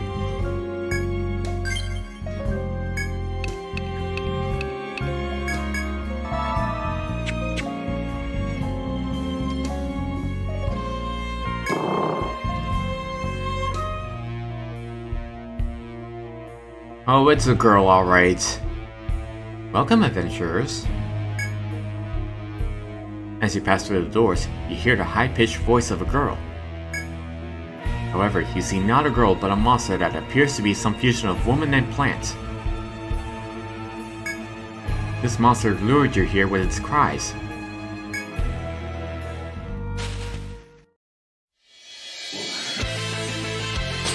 Alraune.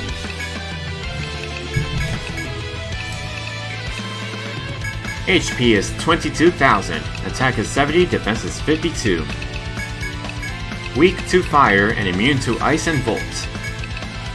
Status resistance is stun, fear, curse, panic, paralysis, headbind, and armbind. Status immunity is instant test and petrified. Its skills are Frost Smile.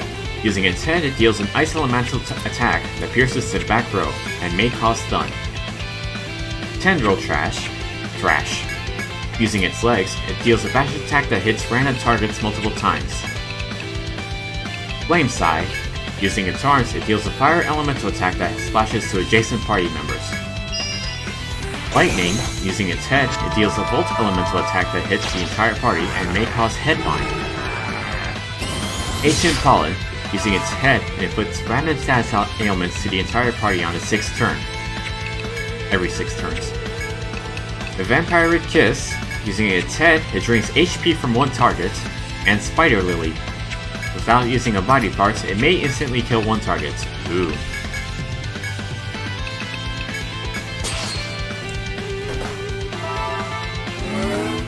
So, Henri, would you want her or nah?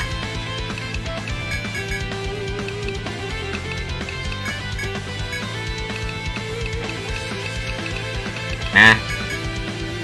Alright, fair enough.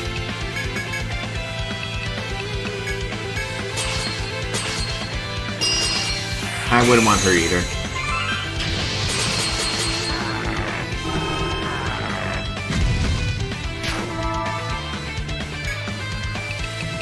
If anything, she would make for a terrible party member.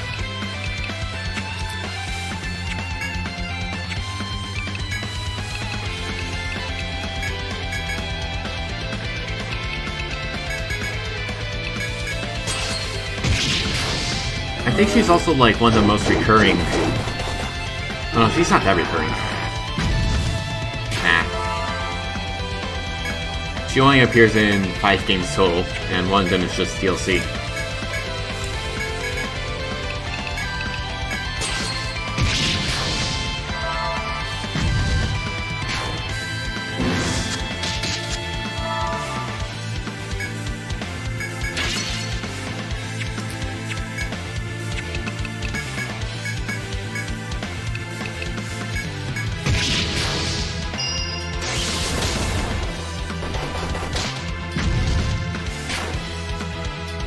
Crap. Come on, you guys.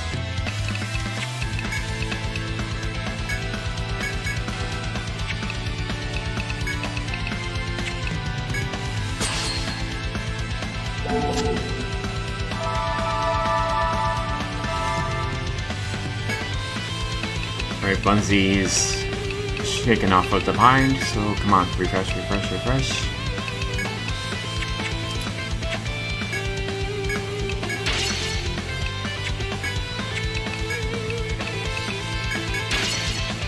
Oh, whoops. Didn't mean to do that. Oh, well, we still won anyways. Asano cleaning house.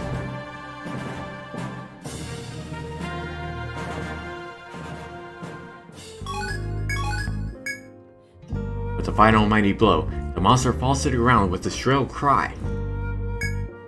You were able to defeat the monster. Should be no more victims led astray by his trickery. To report, you return to the pub to report in.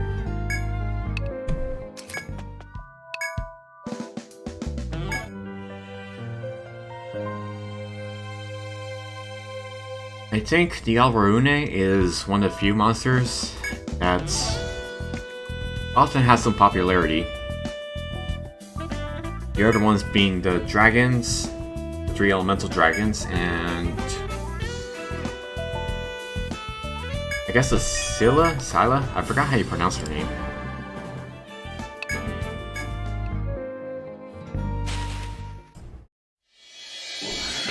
Oh, we got right. Whoops.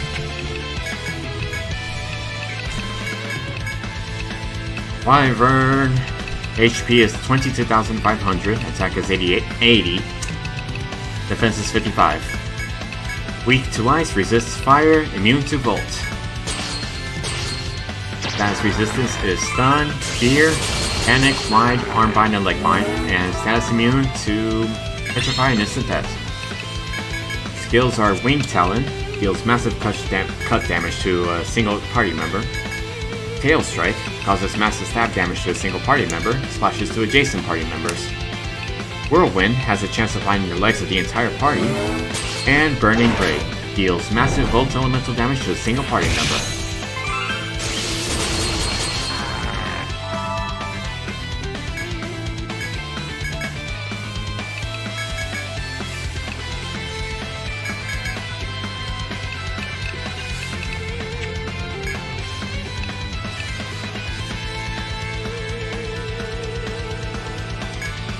I think one thing that I do want to do when I get the chance.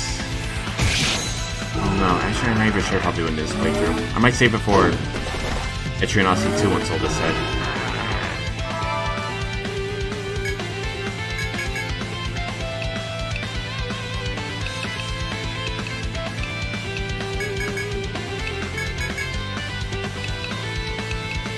Because I did do something for Etrian Odyssey 4 at the end of that playthrough.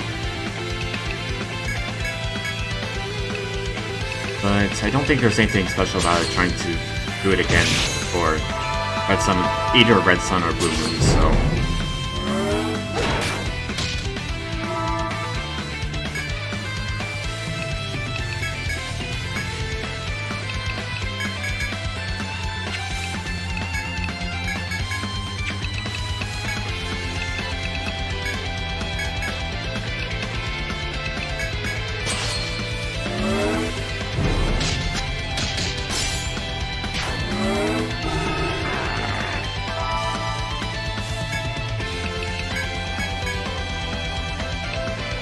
Alright, let's go everyone!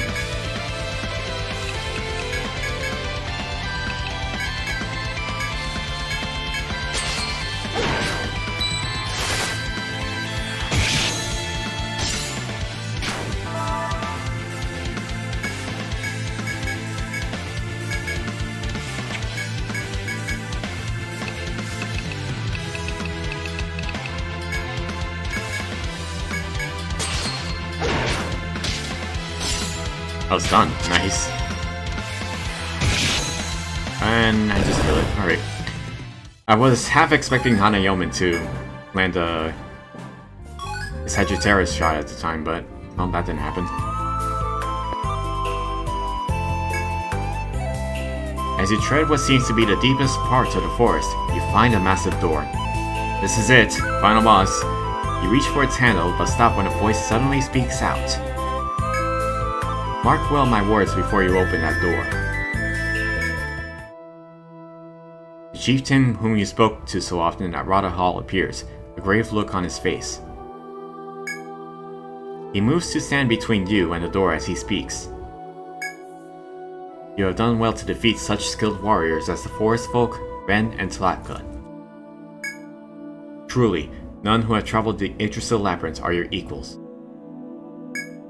Come with me to town, and I'll see to it you receive the fame and fortune you deserve. The chieftain's promise tempts you, but your gaze is still drawn to the massive door.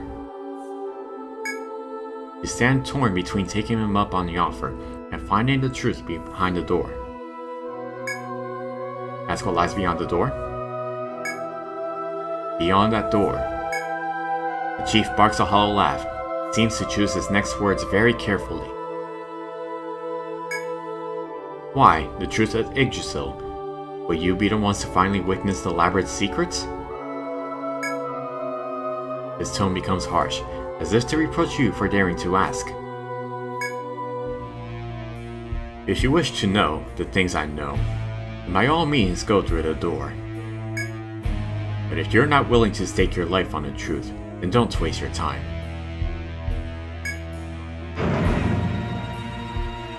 The chieftain falls silent, then slowly disappears beyond the door standing before you. Come back here, old man! If you enter, be prepared.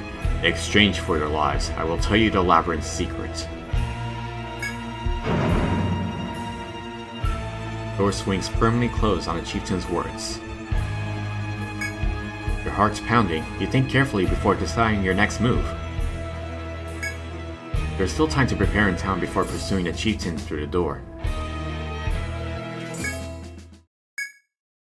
You produce the piece of metal given to you by the two adventurers. As you bring it near the door, the noise of a lock lifting sounds through the passage. This is it.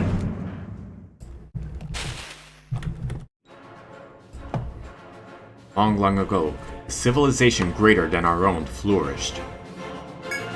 Its people had solved all the world's mysteries and had the power to rival the gods. This power was called science. Mankind gained dominion over nature and life itself. But humanity's technology also cast a dark shadow over its future. Their forecasts and projections increasingly showed their own imminent demise. In destroying the environment, humans were making their own habitats unlivable. The danger was realized too late, and billions died in the resulting climate change. mankind faced extinction, there were those who refused to give up and kept fighting. By integrating their own technology with the laws of nature, man attempted to restore the lost balance. This was the Yggdrasil Project. Named for the mythological tree of life, the project hoped to purify the contaminated earth. Its lead researcher worked tirelessly, collecting data to contribute to the project. But all the while, the deaths mounted. The researcher lost his teammates, and soon after that, his wife and child. But he never gave up. He continued his research. At long last, he was able to synthesize a compound that would heal the land.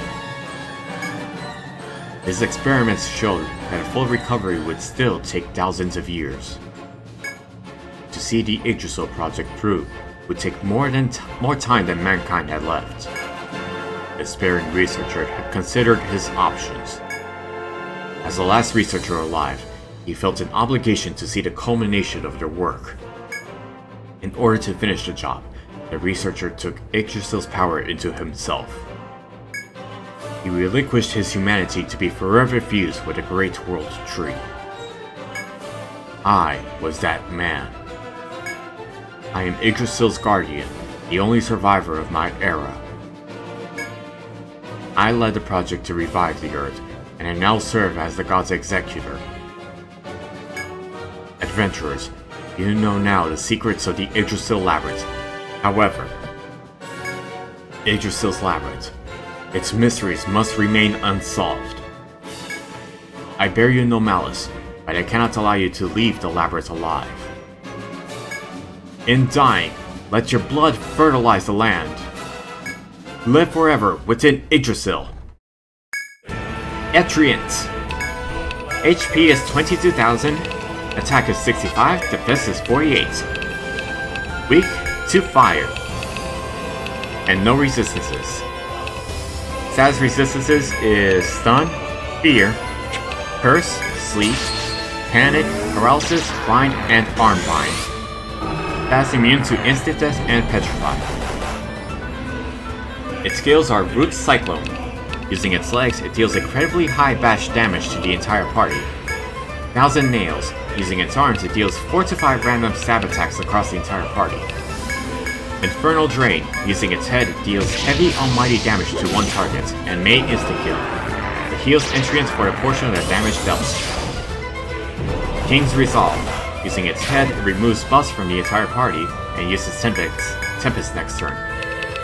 Tempest, using its arms, it deals 5 to 7 random cut attacks across the entire party. King's Pride, without using any body parts, it removes all ailments and binds from the Etrians. And Eternal Truck. Using its head, it regenerates health at the end of turn over 3 turns.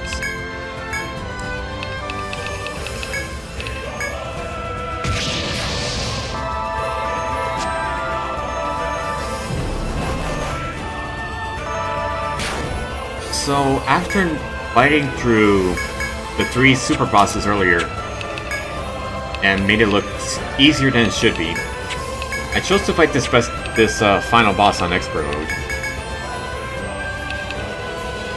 So that's why everyone's getting beaten down really quickly.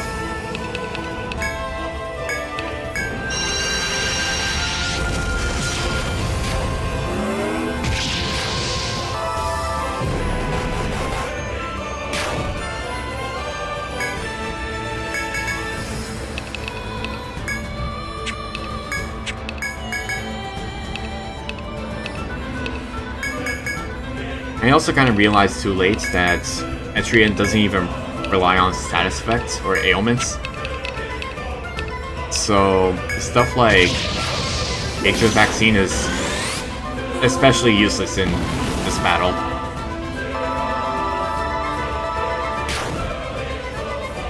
If I had known, I definitely wouldn't have bothered prioritizing it at times.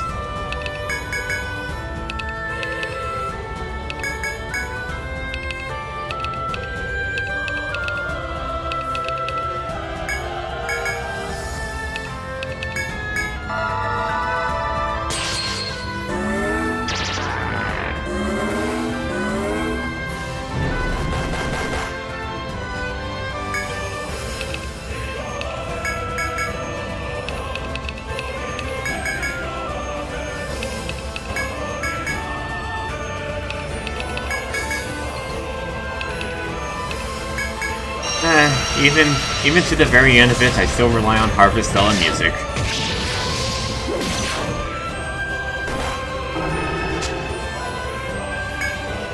I guess it is kind of fitting considering what kind of game it is.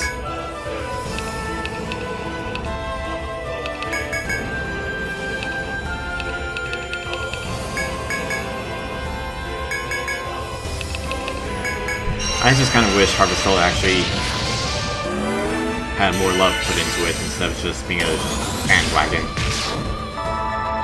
Now Square Enix won't even acknowledge it. That's the sad part.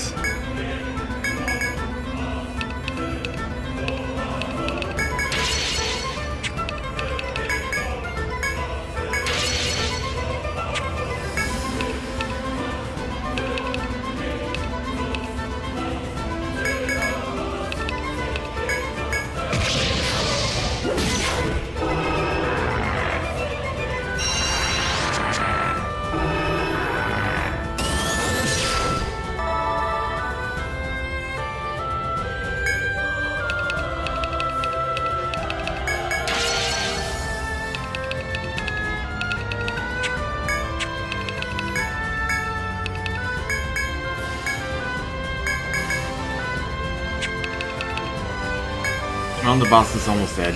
That's something, I guess. Although, looking back at my past self, using Forest Guardian. Is it Forest Guardian? No. Nature's Vaccine. Just looking back at that is kind of a hassle. Was it even Forest Guardian? I think I was using something else. Wait, no, yeah, so Forest Guardian, lowers physical and elemental. Right. I forgot that's what it does. I was thinking Etrian vaccine for some reason. Never mind.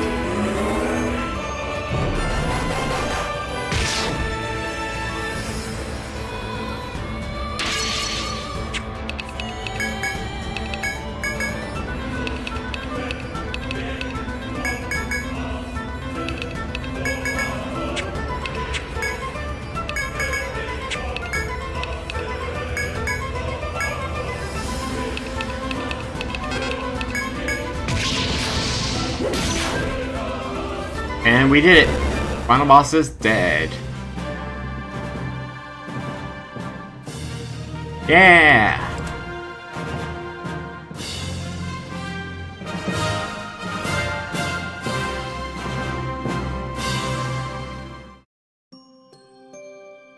There was a distant shattering.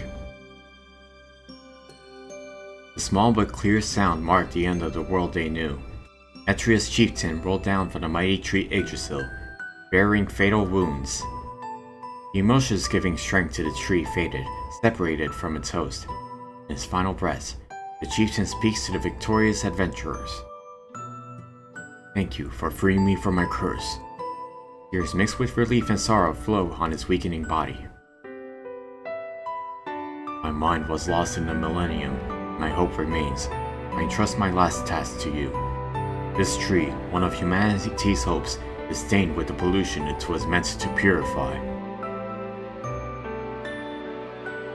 I was reckless.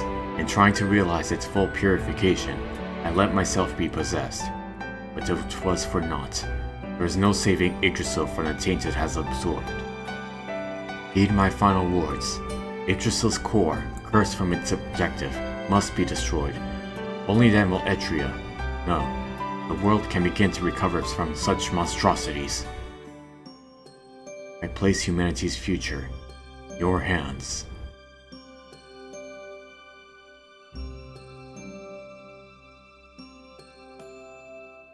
Chieftain's body gives out, released from a long curse.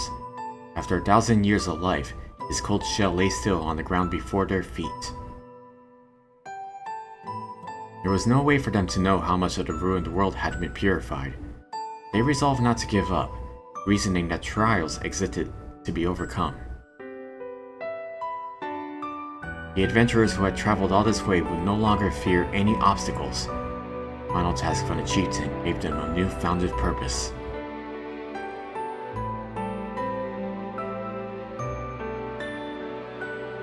Yggdrasil's core, is all that remains in the deepest levels of the labyrinth.